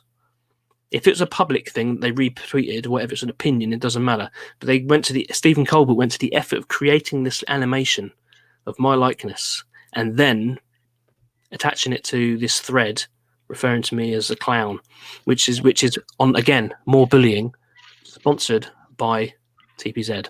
The people that said, "Oh no, you know, mental health awareness and here for Zack and all this stuff." So anyway, that happened. I got pissed off, and I said, "You know what? I'm taking a few weeks off Twitter. I'm leaving. This is doing my head in. It's boring now. We won for Zack. People are trying to line themselves up as the savior. You know, there was that documentary, you know, that came out. Look who was in the documentary. People that didn't do anything. You want to hear something? I mean, I just searched for my name for my tweet because I wanted to give context to that. And somebody actually wrote an article, and they said I was toxic against Marvel. I have never ever done shows about Marvel. Number one. Number two, if I did, there was only a small. We talked about it small. I clearly said Spider-Man is my favorite Marvel character.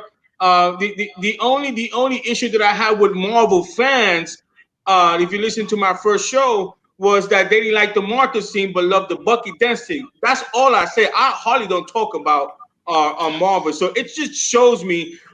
You know, people could write and put anything. So I believe you, man. You know, because I mean, if you search, if you put Louis Centeno tweet, and I want to say from, I think it was last year, somebody wrote an article. I mean, it must have been some Marvel lover. I mean, I don't hardly talk about Marvel. It's usually 95% of the time DCE and rumors.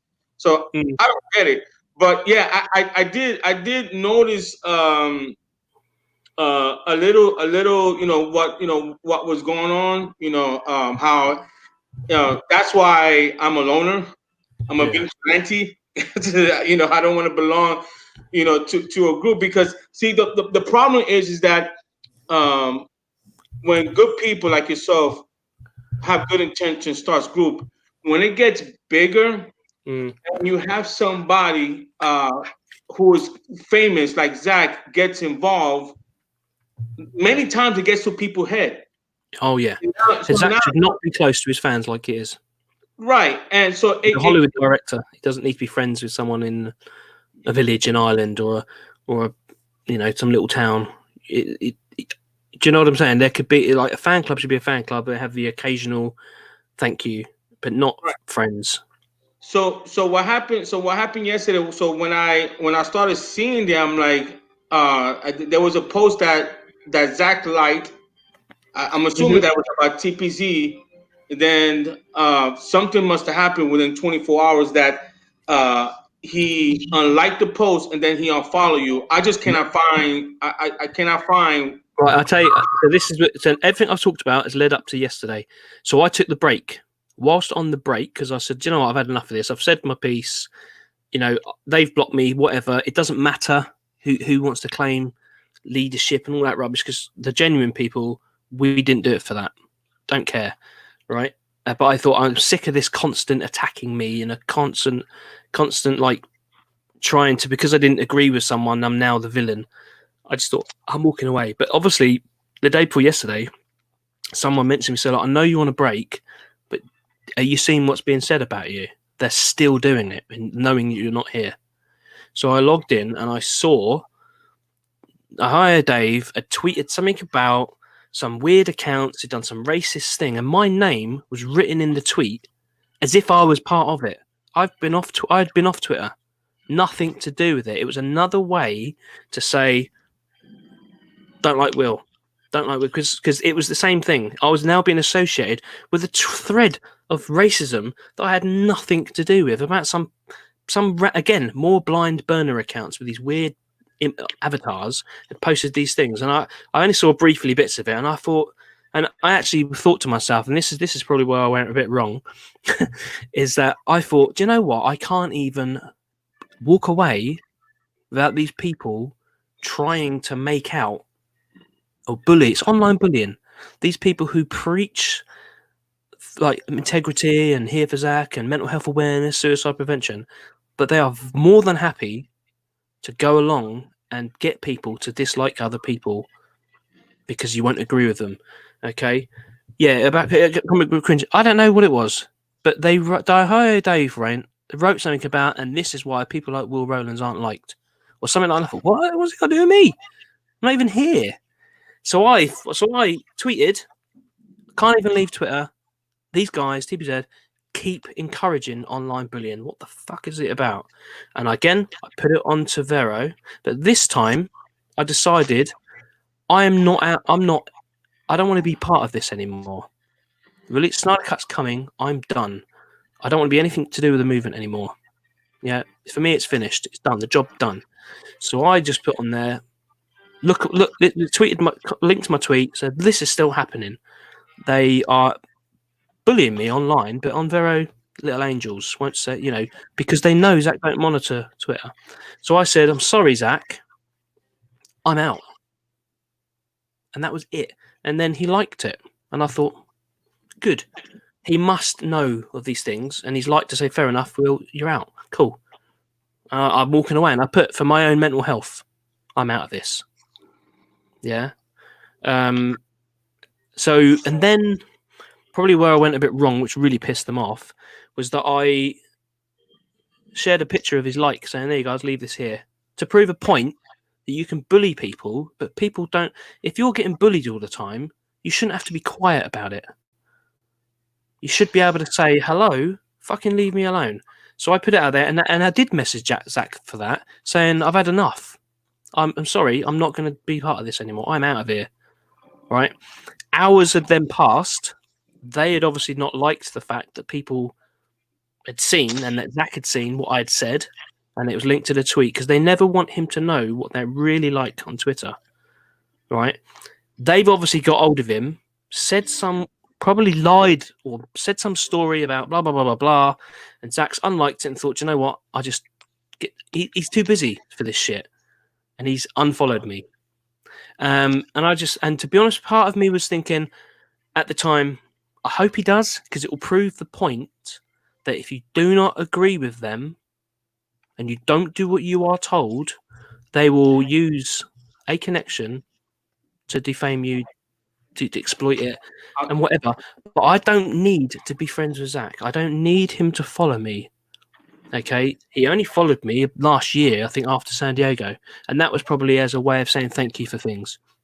Okay, and it doesn't matter. Unfollowing would make sense. No, I follow Zack because I'm a fan. I'm interested in his work. Integrity, you'll have to start from the beginning, mate. The point being, that was it. So so people go, Zack's cancelled Will. He's not cancelled me at all. I've said I've done with this whole movement now. I don't need to be part of all this team bit, this backhanded. But check this out. Clicks and fractions. That's what happened yesterday. So obviously, since that happened, the people have gone, see, look, he's done this. Will's not liked, blah blah blah blah. But I don't care. I didn't do it for that. I was originally on Twitter as an actor. It's the best. So I was advised it's the best place to be to network with other actors, producers, and casting directors. Wait, this is basically the only reason I'm here. That's why my profile says what it is. That's why my IMDb link is on there. It's for casting directors to have easy access to my work and for work. Yeah, it just so happens that I'm human, and as a Superman fan in particular and DC films and Zack's work that this topic became a diversion from why I was on Twitter, and I used as a human a way of getting involved and trying to help. So people think, oh no, Zack's unfollowed Will, it doesn't matter. Don't care. I'm reverting back to my usual thing. I'll wait for the film to come. It will crack on. It's fine. So that's what happened. That's what happened yesterday. But so if they think it's a big like haha, I've had people, you've been cancelled. Again, that's brilliant, but don't worry about it. That's what happened, mate. So it's no big deal. But doesn't it prove a point that out of fear of Zack knowing the truth, they've had to rush to him, probably Mick, and say, Will's done this, Will's done this, Will's done this, and Zack's thought, okay, I better believe you because you're always telling me things, and that's it. So it is what it is. It doesn't bother me at all. I'm just think it's funny because I knew it was coming, and that's partly why I did it. Well, here's a and guys, I promise, give me 5 minutes, and we're gonna get to the front, the fun part. But I had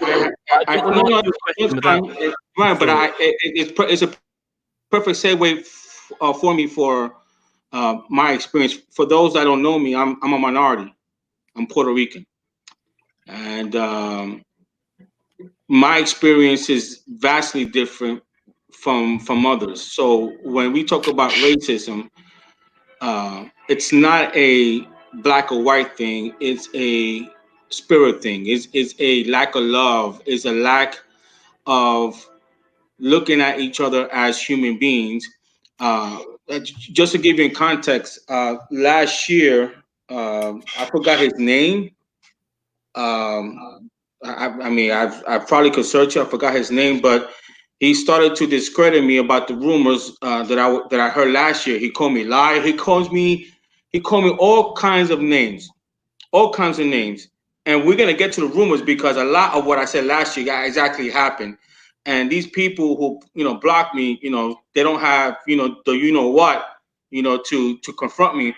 But he was from England. That I do know, and he called me a greaseball. Now, a greaseball for Latino is a racial. Mm-hmm.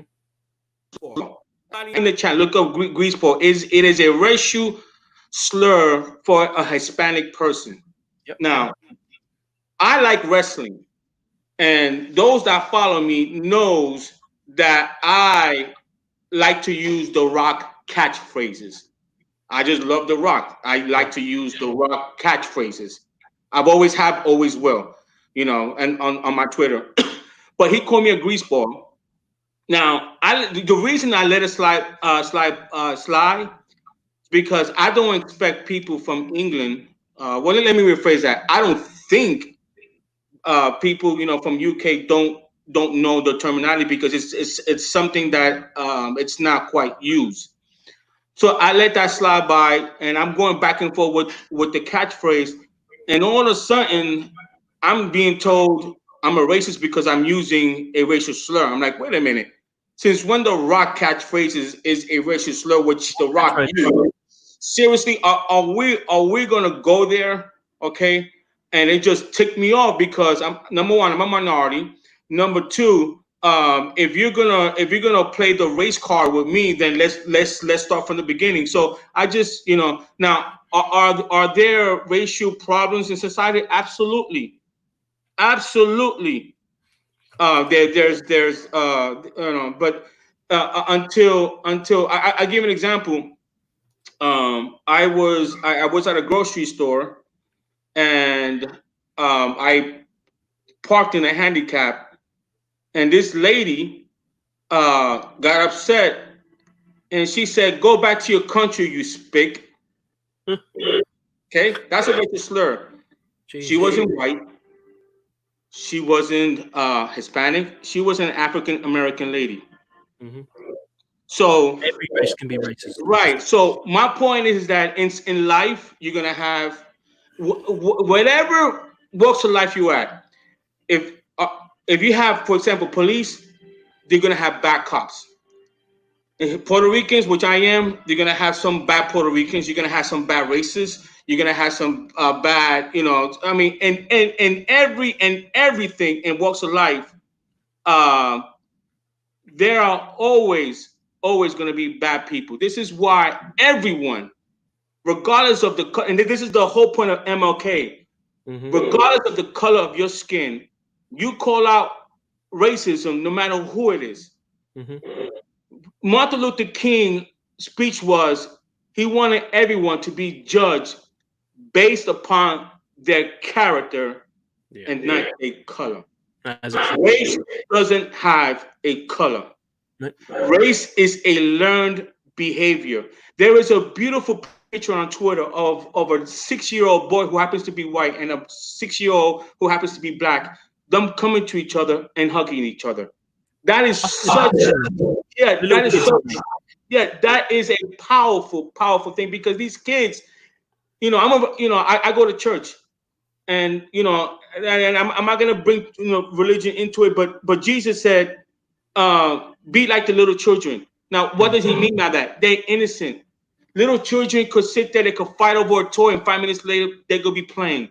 Children don't see colors, they play with each other. And that's the way we should be with each other. Do you know what? If you have parents if you have parents who argue and fight, it's likely that the child grow up thinking that's the way to have a relationship. You go to school or college, you get told what is right and what is wrong from the books and what you're taught, and that becomes your qualification. And what you've told becomes your fact. So if race is the same thing, isn't it? It is a learned. When you're a child, it's innocence. Children will smile at you. I've had so many kids. They walk around the shops and you see a little baby in a pram or whatever.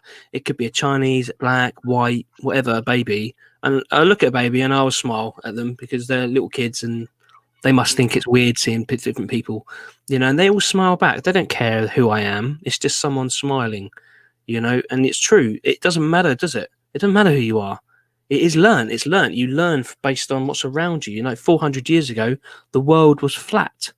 And that was fact. There's a place in England called Land's End because people believed where the land ended and the sea started, that was it. They'd reached the end of the world. And England's a tiny island, but they believed that became fact and they called it Land's End. And it's learnt behaviour. And it doesn't matter. It's stupid. It's ridiculous and it's annoying because it doesn't matter, does it? I mean, it's just you are. I mean, I look at you and you're Louis. I don't think, oh, well, he's Louis. He's from New York. He lives in Florida and he's Hispanic. It doesn't matter because it's you. You are you. I am me. Who cares? Like for example, if you like ladies, some people may prefer a blonde lady, but it doesn't matter if she dyes her hair brown. She hasn't changed. She's still the same lady. It does not matter the outside, does it? And as I said earlier, I used to be a police officer. I did 19 years before I retired and got my pension. That I can absolutely tell you that when I saw the George Floyd picture of the police officer on his neck, handcuffed behind his back, on his belly, straight away, my brain reverted to my old training of positional asphyxia. It's a thing called positional asphyxia. We are taught it from day one, and I joined in 2001. Even back then, it was a hot topic, and it had been trained for years. So in the 90s, positional asphyxia is a medical thing. If you're someone who's particularly overweight, it causes sleep apnea because of the position that you're laying in causes your organs to move. If somebody is drunk and they fall asleep in a chair and they slump forward, they will die in their sleep because their breathing becomes too shallow. They take too many short breaths for too long, it kills you. Even though you are breathing and you're going, I can't breathe, it's killing you slowly. So you're taught in training that as soon as you detain somebody and they're in handcuffs, you've got a duty of care for that person's safety. Your job is to get them to court. That's it. Not judge them, not punish them. Yeah. So I saw that picture and straight away I'm like, why is his knee on his neck? That's positional asphyxia. those people, and those people who did that are those cops are coward. Uh-huh. They scum, and they put a bad name to the good cops. And I hope they do. I hope they do time. I hope they do. I hope they get life. And the other three cops who saw that, they're just as guilty because they didn't have the guts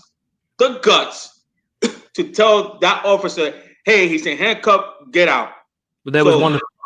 To be fair, one of the cops that was there, it was his third shift as a police officer, and he apparently was saying, and the guy who did it was his training officer, which has made it worse.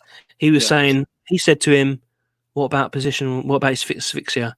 What about shouldn't we roll him to the side?" And he was just ignored him. But that was his. He failed by going, "No, this is wrong." He had to. He was scared to speak up to his trainer. And the fact is, as soon as you are handcuffed, laying down with your hands behind your back, you put them on their side and lift one knee up so that their stomach can go in and out, in and out. They're still laying down. And if they kick off, you can move them down for a bit longer and then put them back up. But you always have to maintain someone's airway and make sure they're breathing. Yeah. And when I saw that, and then I saw videos, when someone's saying I can't breathe, some people go, "Well, you're talking." No, that's not breathing. You know, it's so wrong, and it made me so sad because that one police officer who did that has now made everyone bad. It's horrible, and there's all these other people who genuinely would never do that. I can tell you in London that on day one you are told, if you've got any racial prejudice, leave, get out. Yeah. Not one. And it goes without saying that you report anybody who says it or does it or acts that way. It's a no, obviously, because it's not right. And so I've never in my life, and times when I've been to events like what you saw, ever see anything say, and hopefully people, even when it's happening, like there's been times when I've had to go to the cells and help restrain someone who's still fighting, even though they got to the cell. And there's certain things that you have to do to safely get them unhandcuffed, and so you get out of the cell and close the door so they can't attack you. But you have to. But every time, someone becomes the head person. Someone is there to control the head and keep the airway up, even though that person is trying to fight and bite and spit at you. It's ridiculous. So it's so wrong. But did you know that police officer used to work? Because in America, apparently you can have two jobs as a police officer. In England, you can't. It's just your job. But he used to do security at a nightclub or a bar, and so did George Floyd. I read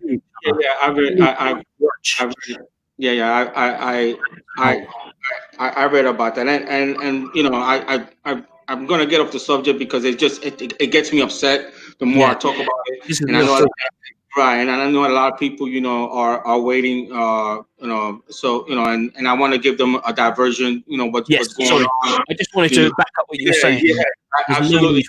Because I'm done, you know, it's real emotional, and hopefully justice will be served. Now, let's get into the fun part. If you guys are ready for the fun part, give me a hell yeah in the chat. Give me a hell yeah. Like the words of Stone Cold Steve Austin. Here's and in order for me to give you guys a rundown of what is transpiring now, I want to take you back. There's Tony said hell yeah. Come on, Integrity, give me a hell yeah. Come on. Your guys are ready for the fun part. Are you guys ready for what I tweeted out, what everybody wants to know about? I gave you guys I gave some clues. But let's take this back. Oh, that's right. Let's take this back to December of 2018. And guys, there's a reason why I'm doing this. Those that know, following me know what I'm saying. You guys, you guys could research it. Is there. Back into December of 2018, I think. Well, I think you may remember this. I tweeted it out that Mr. Ben Affleck would consider coming back playing Batman, but he had to have certain condition.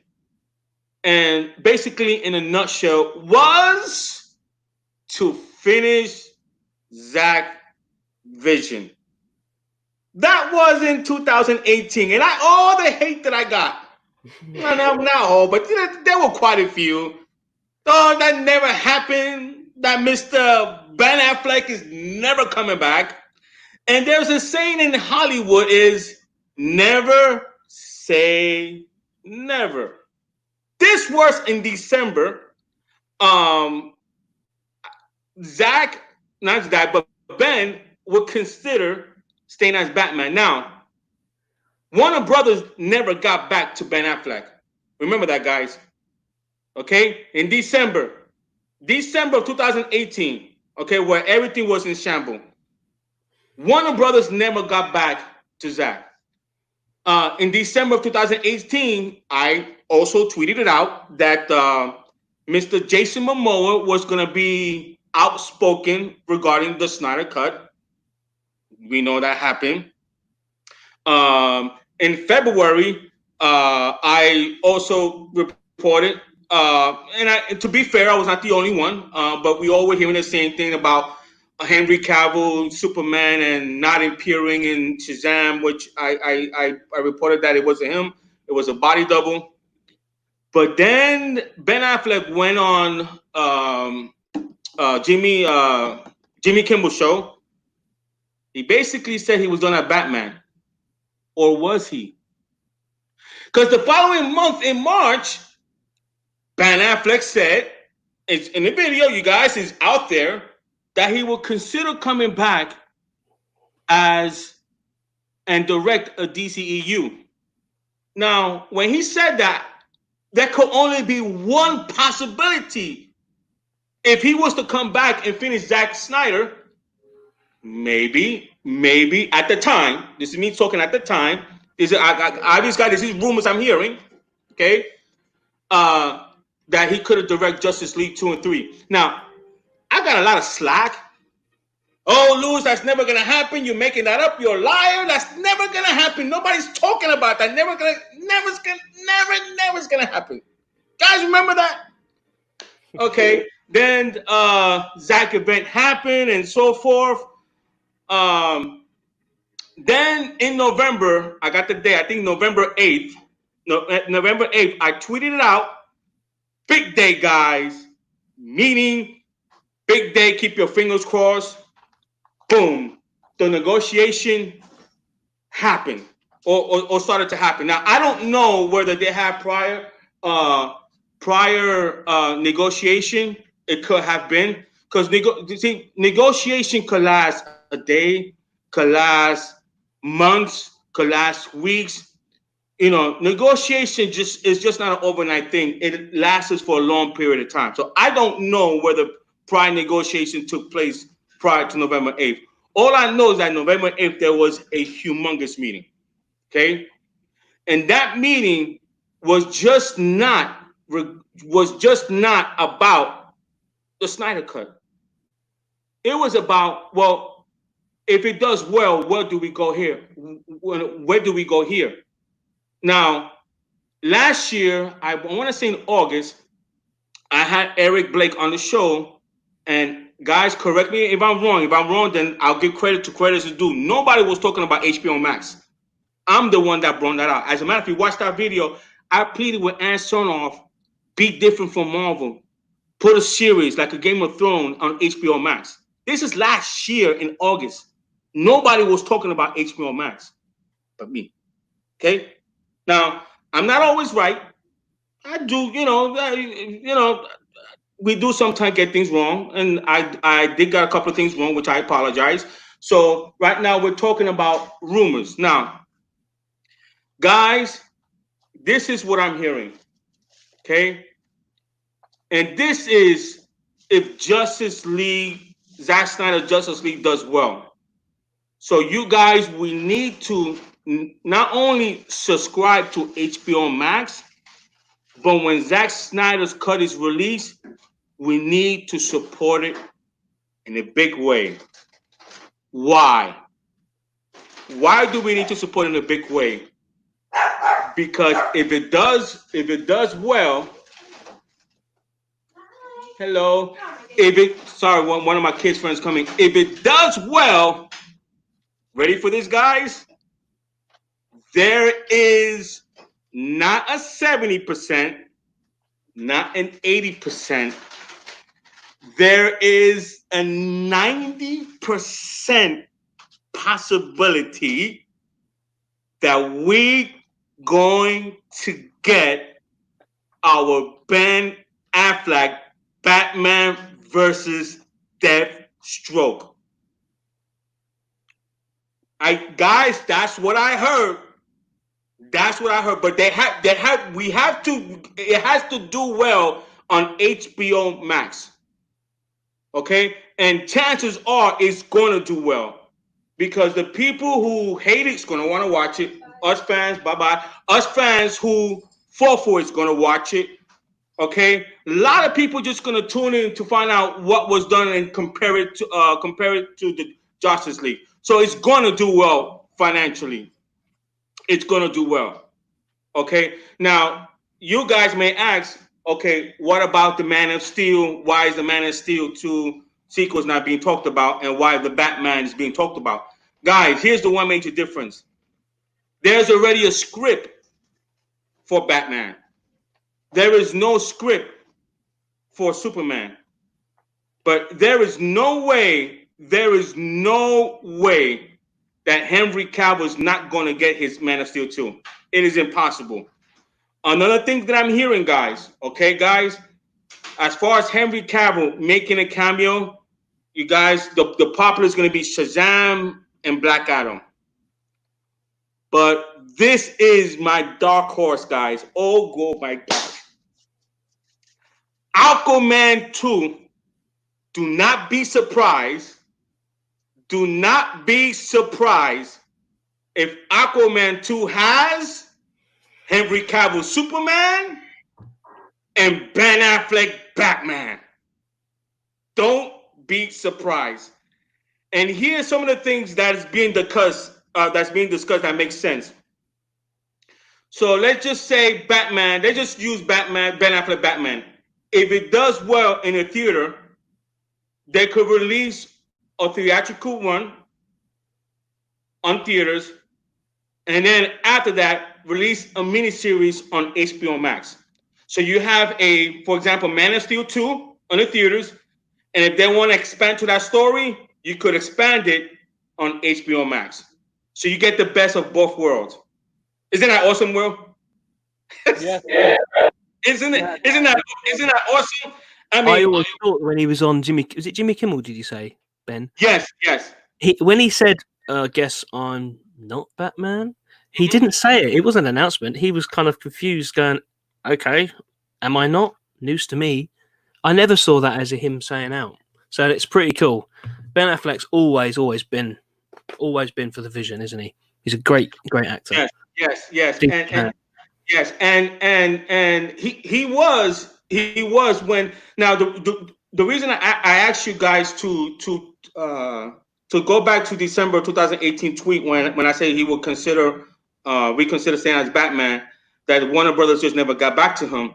I had an interaction with Christopher McCurry, the director of Mission Impossible 7, and he pitched the idea to Warner Brothers to do a Superman movie with Henry Cavill. And he told me, he replied back to me that Warner Brothers never got back to him. The same thing that they did to him, they did to Ben Affleck. So I think Ben Affleck, when he said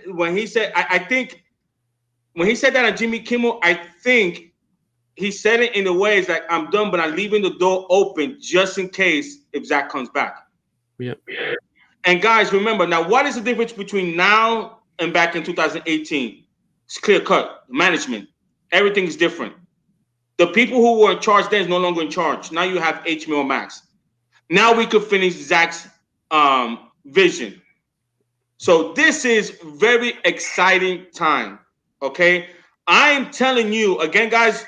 This is rumors that and I've been hearing this back since 2018 when everybody shot me down about Henry Cavill, about Ben Affleck, about the Snyder Cut, about Justice League 2 and 3, about Supergirl being in the Justice League. All that is on video, all that is on tweet. Guys, it feels like we're back in 2016, right before Batman vs. Superman was released. So I almost positive, because again, we're gonna back up the Snyder Cut. We're going to get our Ben Affleck Batman movie. Yep. We're gonna get it. Hell yeah. We're going to get that. Mark my words. Just like I said, mark my words, Snyder Cut was gonna be released. Guys, check out I'm telling you, we're gonna get it. We're gonna get a Man of Steel 2. We're gonna get a lot of Henry Cavill. Guys, this is exciting. I know you didn't integrity. You were one of the. I had a lot of you guys who supported me. So yeah, man. So now obviously I was new. I was a new scooper, so I'm getting the hang of it. So again, guys, these are rumors. Always take it with a grain of salt. Things could always evolve. All right. Information always change. Plans always change. But as of today, guys, I'm telling you what I heard. What I heard, if the Snyder Cut comes back, see, it's not whether HBO wants Ben Affleck back. They already made that known. They already told him through his rep, we want you back. I promise you, Ben already knows. The ball is on Ben's court. Well, just look at Ben's recent pictures when he's been spotted out with his girlfriend. He is looking in the best shape ever. Yeah. He's working out. You know, you look at Ben before Batman, he wasn't some guy who worked out a lot. He was just Ben. But look at him now. You see in his face has never looked so slim. He looks like he's ready. Well, he's happy. He's happy. He's happy because if you remember when he did Batman vs. Superman with Zack Snyder, he said that was the best time of his life. Yeah. And then notice when he was doing Justice League, he said he didn't have fun. No. Wonder why? Because the director wasn't there. Okay, so the director was not there. And remember, guys, also last year in March, it's on Twitter. It's my tweet. All my haters that like to point out the 2 or 3 times I've been wrong, because I've been right a lot more than I've been wrong. Okay, I tweeted last year in March that Zack Snyder could come back. A year later, did that happen? Absolutely. Okay. Now, the difference between last year and now is that obviously AT&T bought out Warner Brothers, so my person is not the front line to get the information. You have AT&T, you have Warner Brothers, and then you have I'm not Warner Brothers, but you have HBO Max and then Warner Brothers. Right. So now the information that he gets now, I got to be a little bit more careful, because now it's not coming from a second person. Now it's coming from a third person. So those kind of information I have to be careful for.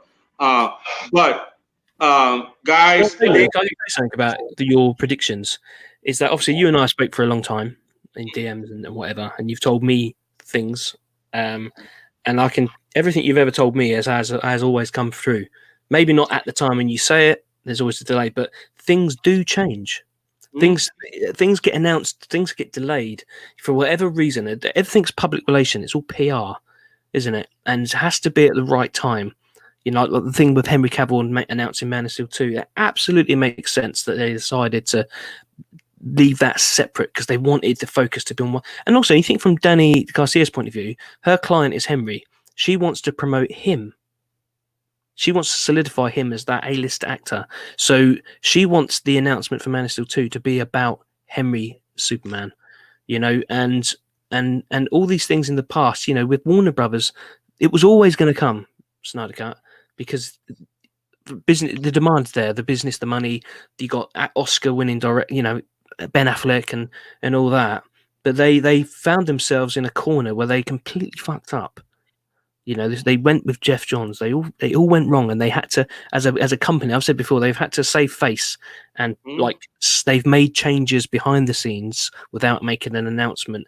And if anything, AT&T and HBO has been their get out of jail free card, because they can say someone else has picked it up. They don't have to address the problem now. but you knew they always wanted to address the problem. They knew they'd gone wrong. They knew it didn't go to plan, and people have been moved sideways or got rid of, and it's great to see. And it is an exciting time. It's almost surreal, isn't it? We asked for the Snyder Cut, and I think we're getting the Snyderverse. It's it's like asking for a bike for Christmas and you get bought a Ferrari. It's mad, isn't it? It's crazy. I think a lot of us are hesitant to get too excited because we've been burnt. We've been burnt hard, It's so exciting. And can you imagine? I had a notification pop up on I got an IMDb Pro account, obviously, and I get these different notifications to the general membership.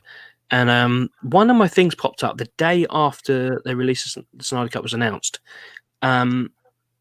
It popped up that there's an update for Zack Snyder and Justice League Part 2.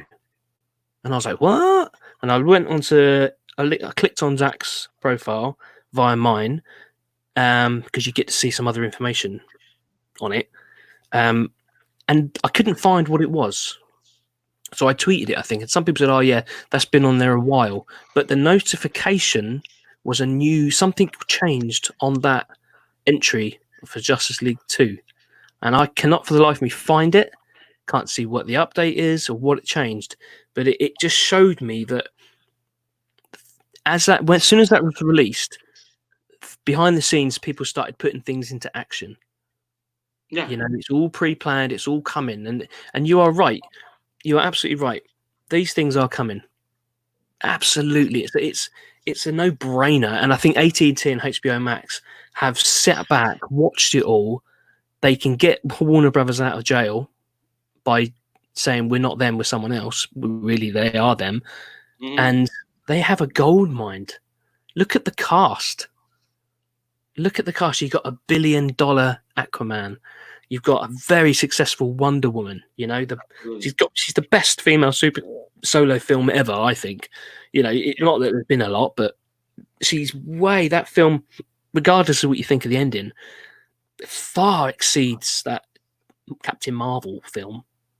And so many people watch Captain Marvel because, like me, I thought that it would be something to do with Infinity. What was the one before Endgame? Was it Infinity War? Infinity War, yeah. Yeah, I mean, I don't see again. People don't realize I watched them as well, but I watched them with a different lens. It's more for an entertainment moment. But I thought there'd be something linked to that, so I watched that and thought, okay, this has got nothing to do with it. But it wasn't a very good film, in my opinion. But Wonder Woman, they've got Gal Gadot. She is a really nice lady. She's a family lady. She's beautiful and she's nice, and no one dislikes her. Jason Momoa is an awesome guy. Ray Fisher is a lovely guy, really is. I've met all of them apart from Gal. They are really nice people. You've got Ben Affleck. I think people forget who Ben Affleck is. He's been around since I was at school. He is a bloody superstar actor and director. He's won Oscars. Is he an Oscar for best something? What did best film in it or something? Argo. What did he get for that? He's got that star quality. You look at the and I gotta be honest. When Ben Affleck was first announced, I didn't give him a chance. Me too. But when I saw how he played Batman, I'm like, that is Batman. Tall, intimidating. He won me over, and to me, he is the best comic book Batman that we have ever seen. He Argo. Thank you, Argo. He was the best director for Argo. Correct. Ben Affleck was the best director for Argo. And a lot of these people, and I want to call you guys out. A lot of these people, when I said about 2 or 3 years ago, and I even said it on Zack Ryder's show, what happened between Ben Affleck and Jeff Johns. Remember, I said that 2 years ago. Nobody was saying it. Maybe one or two. Now everybody's talking about what I said 2 years ago. And Louis, can I tell you why? Mm-hmm. And this is what it is. The bloggers and people who criticised you, because I've seen it from a distance, and I've never, like I say, I've always listened to you, and obviously we've spoke privately in that, as I said, but I've never seen you. I've been told by certain bloggers, don't listen to Louis, he doesn't know what he's talking about, he lies. And I've never listened to them because I know you haven't. I know the things you've told me have happened. And I've seen it. And you've got nothing to gain or lose from this. If any, you've got anything to lose, haven't you? Every time you say something, you've got everything to lose. But when I these people that controlled that narrative, these big bloggers, these bigger sites, these bigger podcasts, they all were following the corporate line because they all want access. Listen, it's about access. It's about the scoop. It's about getting on set to write a review. It's about interviewing, getting people on their show. It's all about access. So they had to go along with what was being said at the time. God forbid they went against Jeff Johns when you were saying it, because what if nothing changed?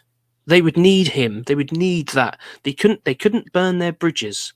Now it's all coming out and it's all more mainstream. Now they can say what you've been saying, whereas you were saying the truth the whole time. Sometimes gets things a little bit wrong, but you can only go by what you're told. But the point being is that you've stuck with what you've said. Yeah, I haven't. I have not. I have not now. Good. There are people who DM me, ask me, for example, do I know who the director of the next Superman is going to be? And I'm honest with them. I said, I don't know. Yeah. I don't have a problem telling people I really don't know.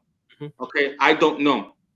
And the only well, actually, Michelle, because I want to be fair, I got the Matt Reeves firing wrong, and my person told me do not put it out there because he there was just rumor and he could not confirm it. I thought I was a juicy story and I got ahead of myself. My bad. I got that wrong. I took the hit. I took the beating like a man, apologized, say I got it wrong. Mm-hmm. San Diego Comic-Con, another one. Although it was picking up speed towards the end, I got that wrong. Those are the only two things that I can remember. Are you talking about San Diego Comic-Con 18? No, to be honest, no. I was talking about last year. I know 18, Zack Snyder was around the venue, and if you follow Fiona, Fiona kind of hinted that he was going to announce it there. So something happened there, and I think that's where Tommy Emmerich, Kevin T, Jeff Johns, they hired that Fritz guy, Ben Spritz, to discredit the movement. That was all corporate that did that. So I get what you're saying. What I don't want, when it's true what you were saying is that they have to be connected, with the studio. But it was also embarrassing to them that a little unknown scooper with only one measly source was able to get the information, and either they knew it and were told to shut up, or they were just dumb enough not to do their research. Okay, so and you guys, you know who you are. You don't get to 2 years after say, well, this is what happened with Zack, Jeff Johns, or Ben Affleck's script was changed. This happened, and not give the credit to people who said it 2 years ago. And again, I was new at this, so I only spoke what I know. If there's somebody else that also said it, kudos to them. And this was no secret anyway, to be honest with you, Will. It was no secret. What I found out was no secret. Just the studio just blatantly lied to us. Is what happened. And as far as Zack, leaving the project, Zack didn't leave Justice League. He was fired. He was fired. And those cowards used his tragedy as a way to say he stepped down. Those are a piece of cowards, because Zack Snyder is not a quitter. He has never, ever quit on anything. Never. Look at Zack Snyder. He's not a quitter. When he starts something, he finishes. Just use logic sense. Can I tell you a theory of mine that other people may have said as well? Is that during the production of Justice League, he obviously had his story and whatever, and I've heard different people saying he filmed enough for 2 movies. I think because of everything that was going on, him being on set filming and being given papers with messages from Johns and that saying, oh, you need to change this, you need to do this, and it was messing with him the whole time. And Ben Affleck was obviously there and aware of it, and and it was getting to them, and Zack was have a constant battle to film. And I think he filmed so much more than they knew. so much more so that he could get in a position to already have his things filmed. So I think that this Justice League 2 has kind of already, they filmed more to it. I think that's what any money, I think it's been confused. This 40 million thing or 60 million, whatever it is, I think it's because he did start filming the next bit. He did film. It was going to be a cliffhanger, but he'd already started filming it because he knew they were trying to change it. He knew they were trying to do it. And when you look at the interviews afterwards, Ben Affleck looks dejected and all that, and they all were kind of just, yeah, it's a good film and it was fun, mate. They were all down, weren't they? Because they knew what they'd filmed. They knew what happened to Zack. They knew that he had been shit on. And the worst thing about it, look when they did it. They did it at the worst time in his life. That is low. It is low. Read. That to me, those are. I mean, I'm okay if you want to move on in a different direction. I'm okay with that. The studios has the right to move on. Okay. However, let the man finish his movie so you can move on. You don't go there and mess up his work. Now, here's the thing. Okay, this is my belief. This is what I believe. Why I think Zack shot enough for 2 movies. This is why I believe. Okay, and I'm just putting one and one together.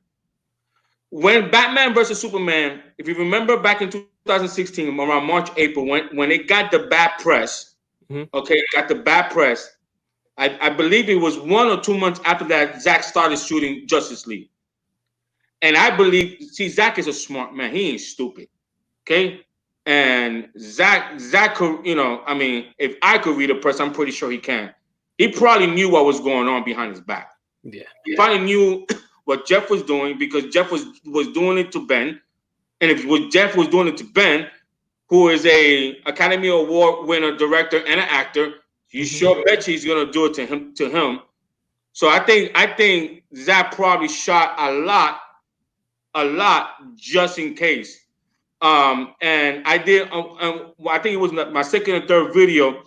If you guys want to go back, if you notice, in October of 2017, a month before Justice League was released, somebody asked Jeff Johns how long the movie is going to be. Somebody said I think it was 181. It was a long movie.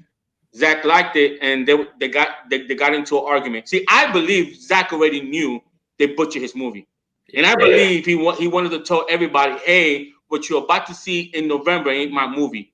Go back. I think it was IMB.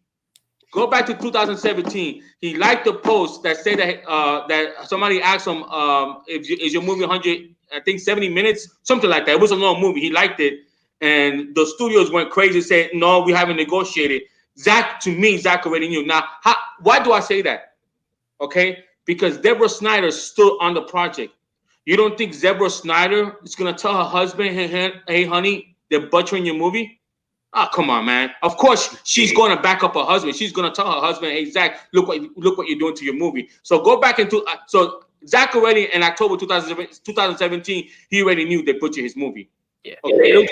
They got friends. They, people like Jay Olivia and the actors themselves would be of saying to fucking look, Zack, look what they're making us do. Now you've gone, we're having to redo this scene. None of them are happy, but they're all contracted. And when you got an NDA and you're professional, you've got to go along with it. You've got to toe the line. So yeah, he knew, and that's probably why he's never watched it. He doesn't need to watch it. He already knows. He's probably seen screenshots that we've all put up of Henry's weird face and it's so wrong. But you would have thought, wouldn't you, that when they would have learnt from BVS, because there was a negative. If you remember, there was a bot campaign. I've seen screenshots of about 200 tweets from different people with the exact same words in the exact same order. It was a campaign to already back then. Jeff Johns was trying to take over. You know why, right? You know he why? wanted to be the Kevin Feige, didn't he?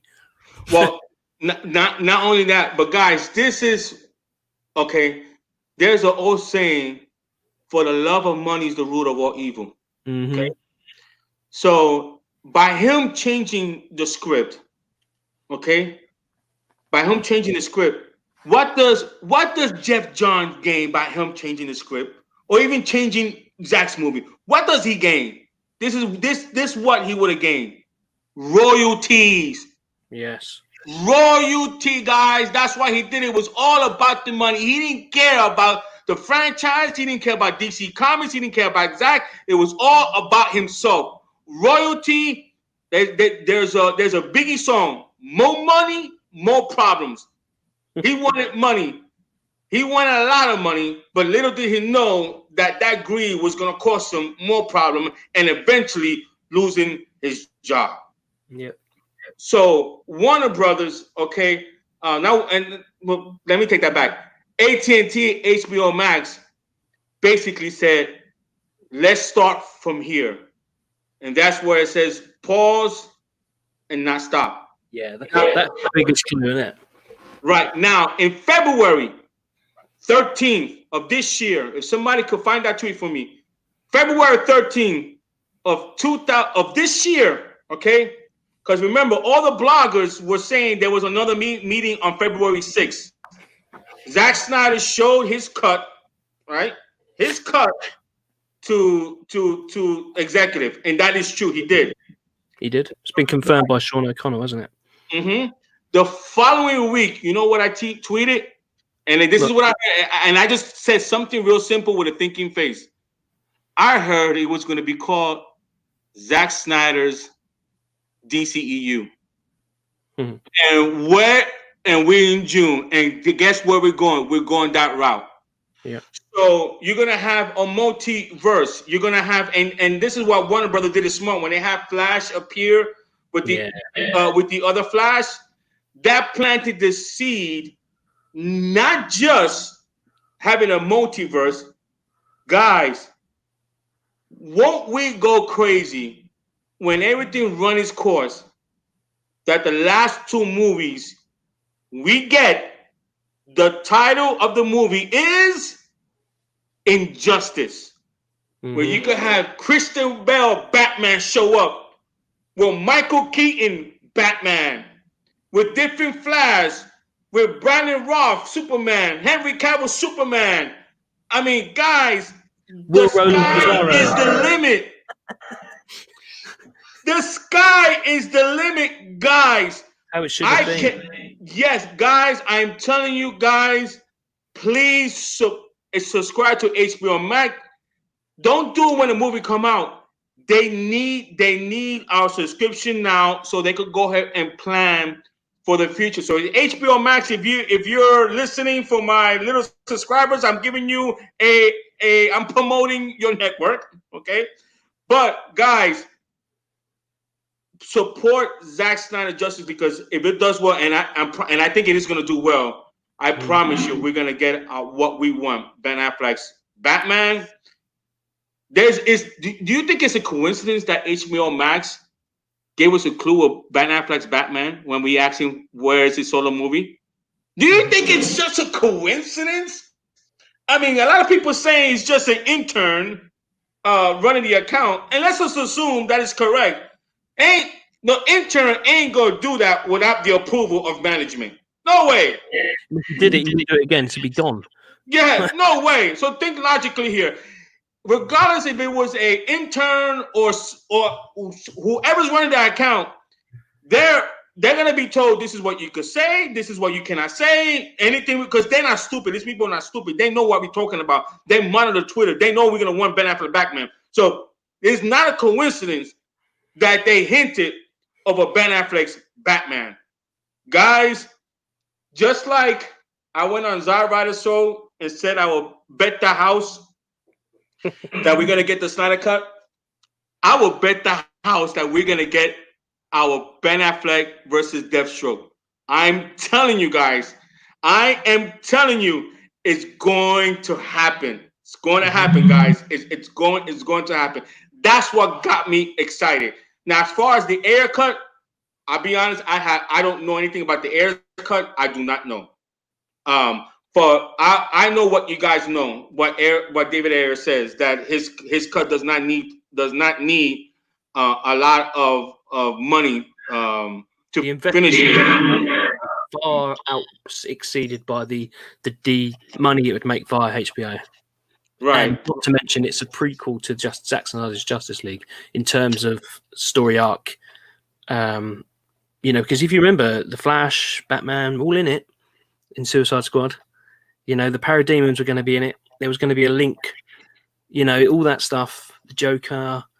You know, and it makes sense to have the Joker part of the Batman and Deadshot. Not Deadshot, sorry. Deathstroke. You saw that, right? Yeah. I gave you guys a clue. And here's another thing, okay? Here's another thing. We all know, and again, I talked about this last year on my first show with Chris Wan. You know, thank God there's social media, there's receipt there. Cyborg is going to show up in Flashpoint. Mm-hmm.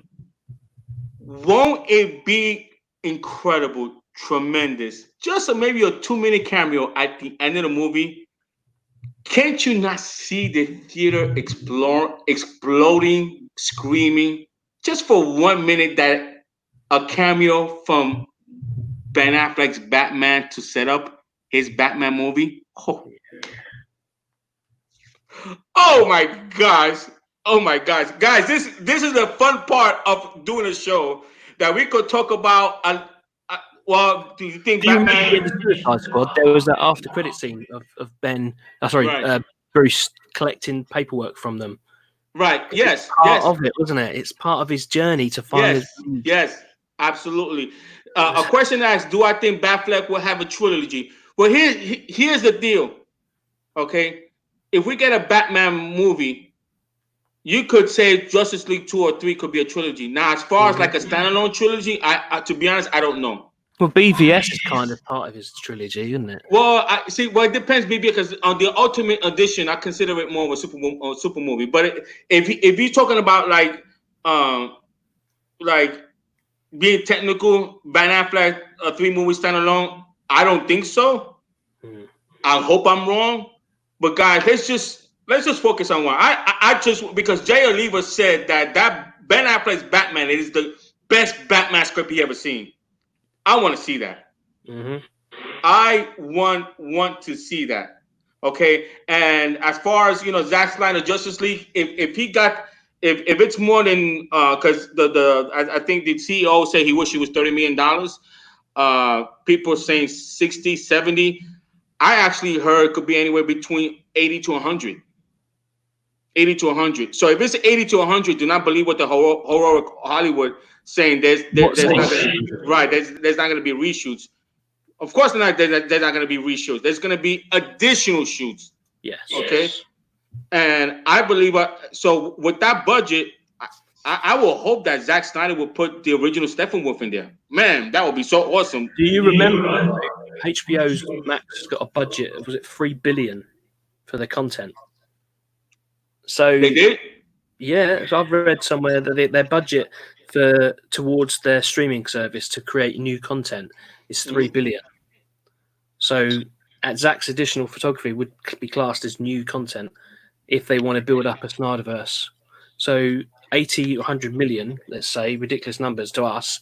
To them, that's nothing in comparison to the future revenue and DVD sales and streaming and all that stuff. I have not heard nobody talk about this, but one of the things, and I know I said it earlier in my show, but one of the things that that I was told, don't be surprised. Like, for example, I'm going to give you an example of Ben Affleck Deathstroke, because they want the best of both worlds. They want to make money in the movies, but they also they want a miniseries. So don't be surprised if something comes out of the theater to set up the miniseries on HBO Max. Mm-hmm. Or, do you know what I think? What they could do is have the universe in the cinema to get the best of both, and then before DVD, it's exclusive to HBO streaming for 6 months. So that if you want to see, if you see it's successful in the cinema, you're then going to see it on streaming before it becomes available on DVD.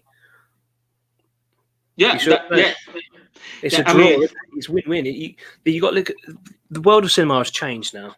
Streaming online, it's a whole new beginning, isn't it? It's not the traditional cinema, DVD, TV. It's changed. Changed so much because people have got cinemas in their own house now. Look at our TVs. I remember when I was a little boy, it was a tiny little square in black and white, and everyone had to really like focus on it. The sound quality was crap, and now we've got 4K HD TVs. Everyone's got them almost, and the internet and everything. It's completely taken the cinema.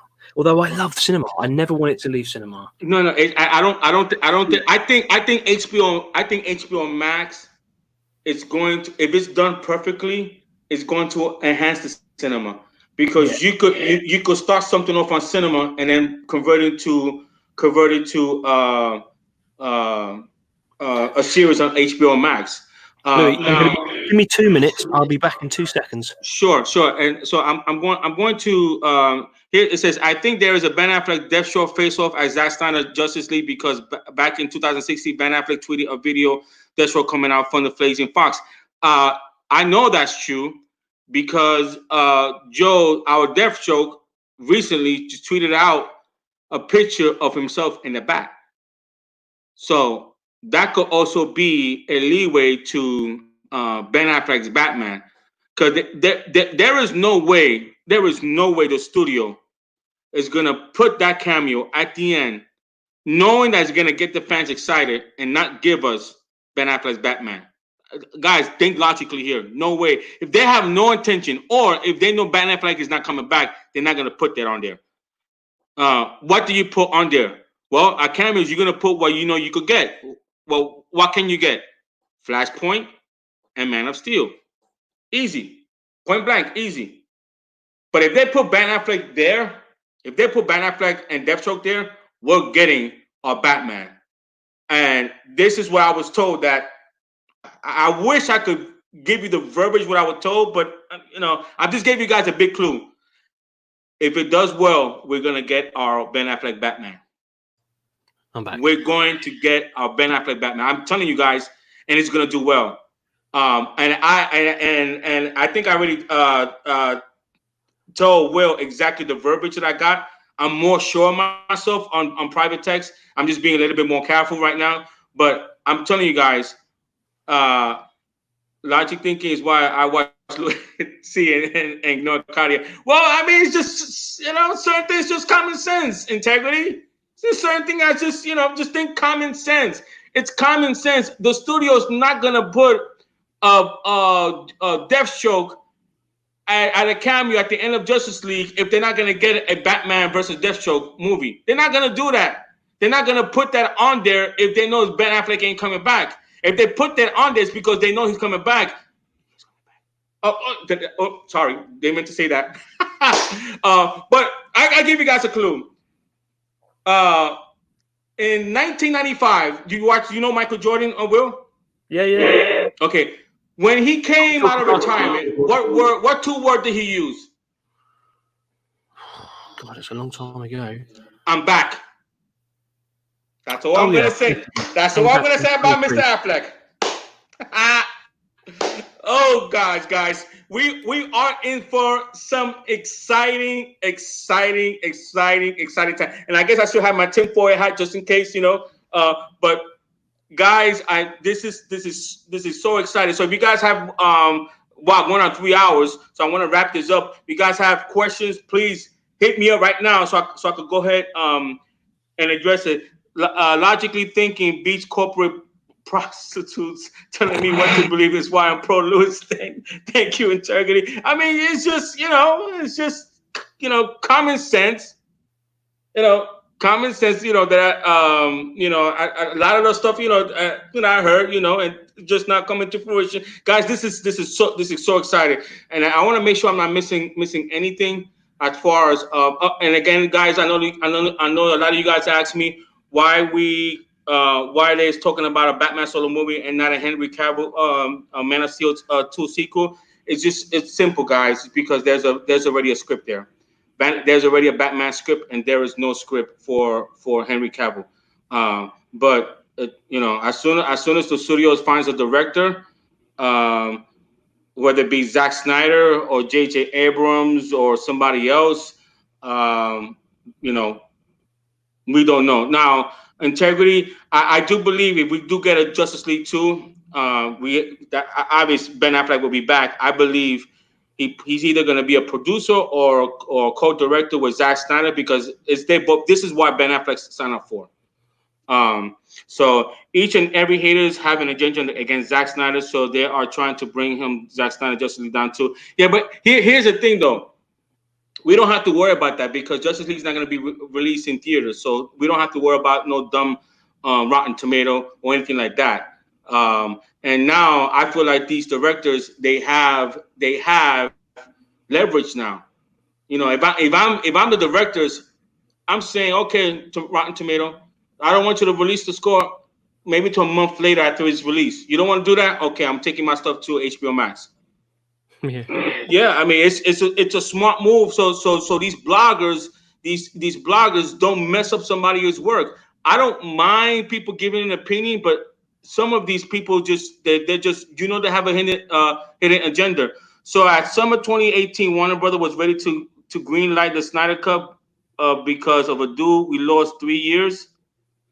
Well, I don't know too much about 2018. Will, you're more connected with Fiona, but for what I understand, the post that she posted, for what I understood, that Zack was close to San Diego at the time, San Diego Comic-Con, and it was going to be announced, and something happened. Yeah. That was the rumor. On Vero, he posted where he was staying. He was there, as you know, and I think Fiona was saying that he's going to say something about it. You know, perhaps, I don't know. There was going to be some form of announcement of not an announcement as such, just an official word on the situation at the time. But then last minute, permission was withdrawn, I guess, and that was the end of that. Perhaps one day we'll find out. I don't know. Right. So that's what I understood. I don't even know how to pronounce your name. Let me see. Integrity 101. Zack Snyder jail before Man of Steel. Cavil story arc needs to be completed in the GL sequel. Yeah, I agree. But if Henry Cavill wants his own solo movie, there's an 18-month gap between Man of Steel and Batman versus Superman. You could actually put it there. There's an 18-month gap there. Mm-hmm. And I would love to see Brainiac there. And maybe then you could, or you could do it after Justice League 1. You could have a Man of Steel 2 sequel. I don't believe it's going to be called Man of Steel 2. I actually believe it's going to be called either Man of Tomorrow or The Superman. Then you could introduce Kara, because Zack Snyder insinuated that Supergirl is somewhere there. Kara it's somewhere there. So that's where you could take the liberty to introduce there. Or I heard that Supergirl is in Justice League, in the in the story, in the history lesson. I heard she's in there. That's what I heard. You know, is this funny feedback coming through? No, I hear you good. Maybe it's my end. Somebody before Zack unfollowed me, tweeted something and asked me if I would retweet it on Vero to see if Zack would answer. That he asked during the battle scene in the history lesson, is that where then became ice and where the ship was buried? Could that be in the same location of where it was, and could that be why Supergirl was there?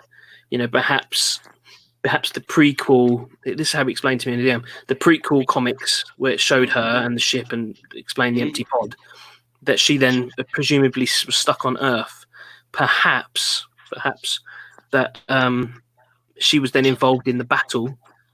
Perhaps, maybe, I don't know, of some sort. Maybe there's a window there for her to exist in that period of time, and it would exist how the ship got buried, or I don't know. Because when you got to think about it, going back to that ship, I've always wondered, because that ship at the time, Zod was able to fly it. So presumably, Kara could have flown it and left Earth. What happens to the Kara that came out? Was she killed in the battle? The history battle? Maybe that's why the ship was just left abandoned. You know, because No, I don't think she was killed. There's many possibilities. There's many possibilities that could happen.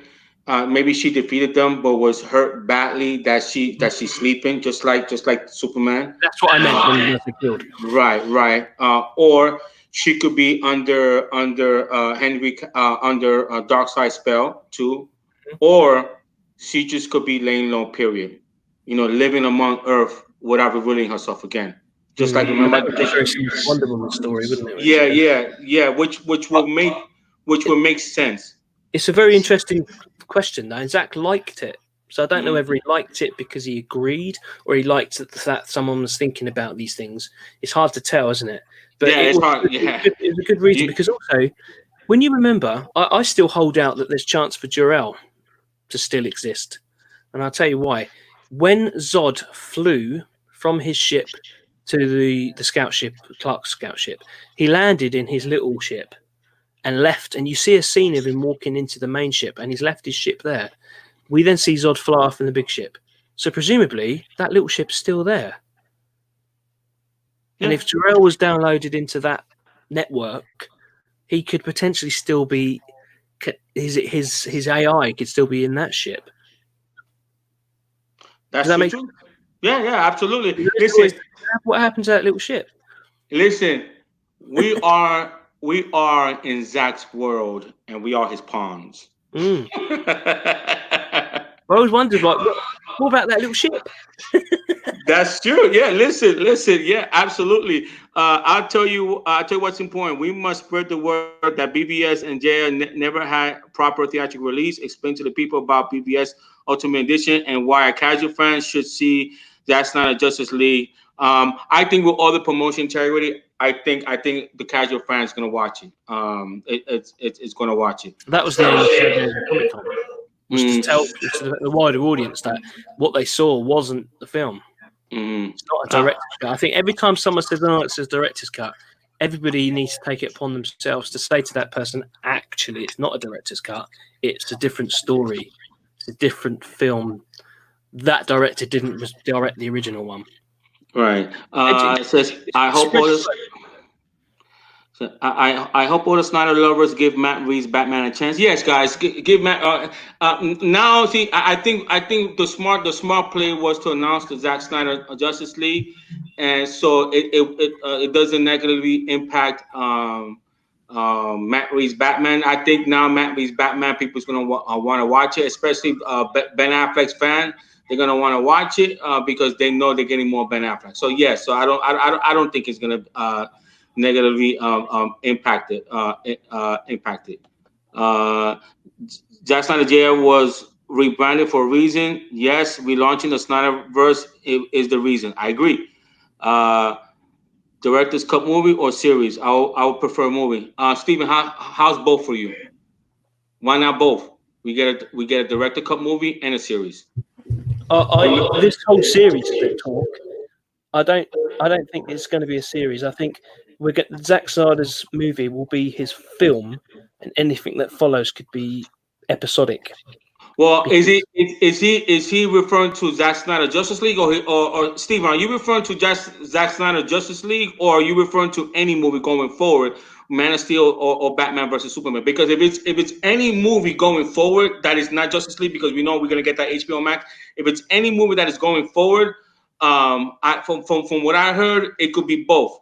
One, to set up, we're gonna get a movie in the theaters to have the cinema experience, and then finish the story on HBO Max.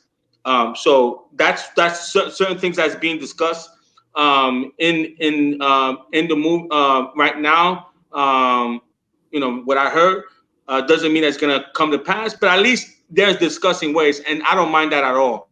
I don't mind having a cinema experience, and then I don't mind having to finish the series in HBO Max. So I definitely do not mind that. Integrity Zack's films have aged like fine wine. It has. Every fan I showed BBS Ultimate said it was an amazing film. More people like Zack Snyderverse than that corporate.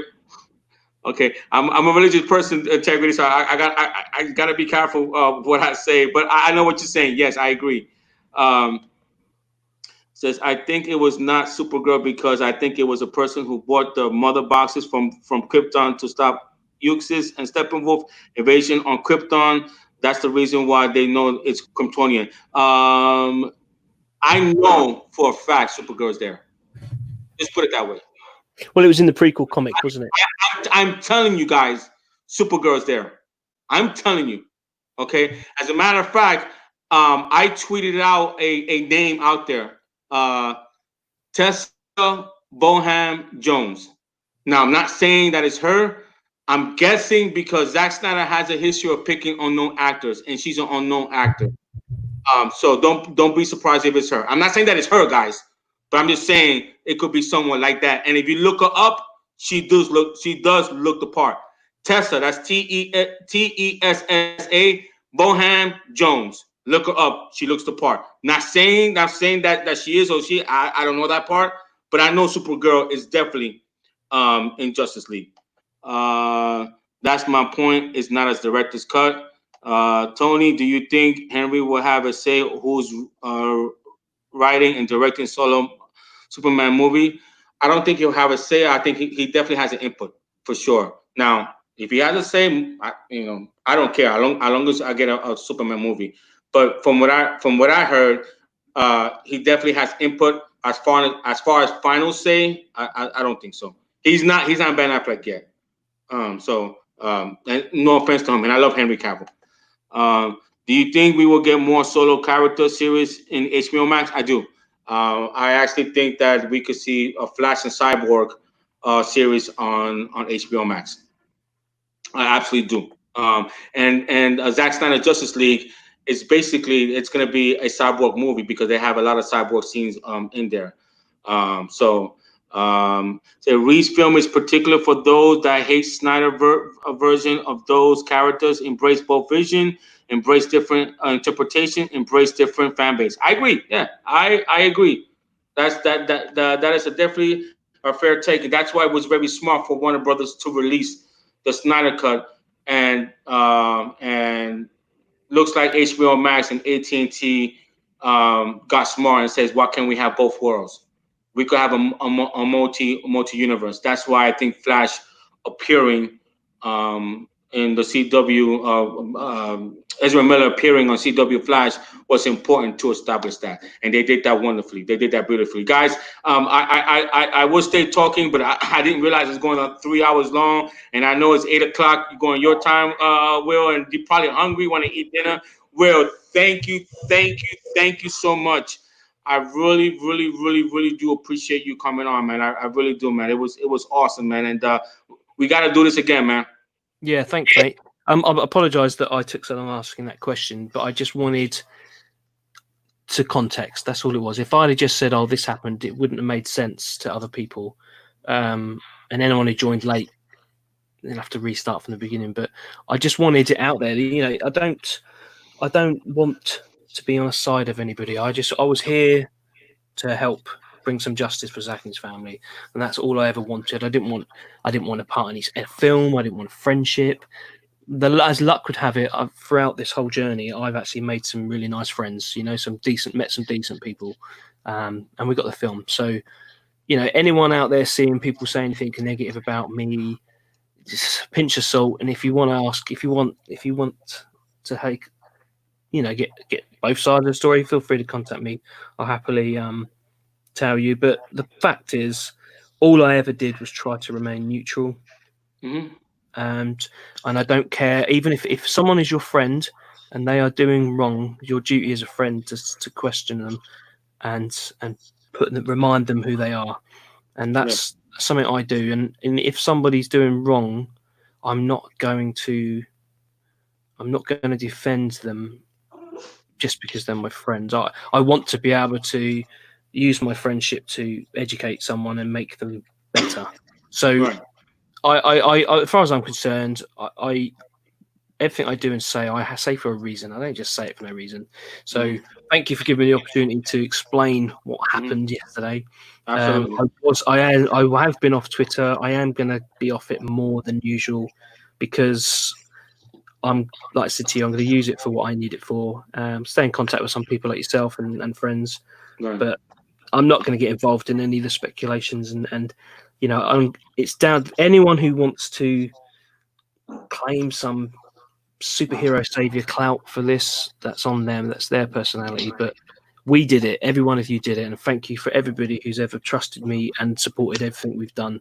And it's been great talking to you, Louis. I look forward to speaking to you again. No doubt we'll be talking about your. Again, you'll be going, see, I told you Batman was coming back. Oh, yeah. I can't wait. Can't wait. And All I'll right, speak you to take you care. afterwards about the Air Cut account.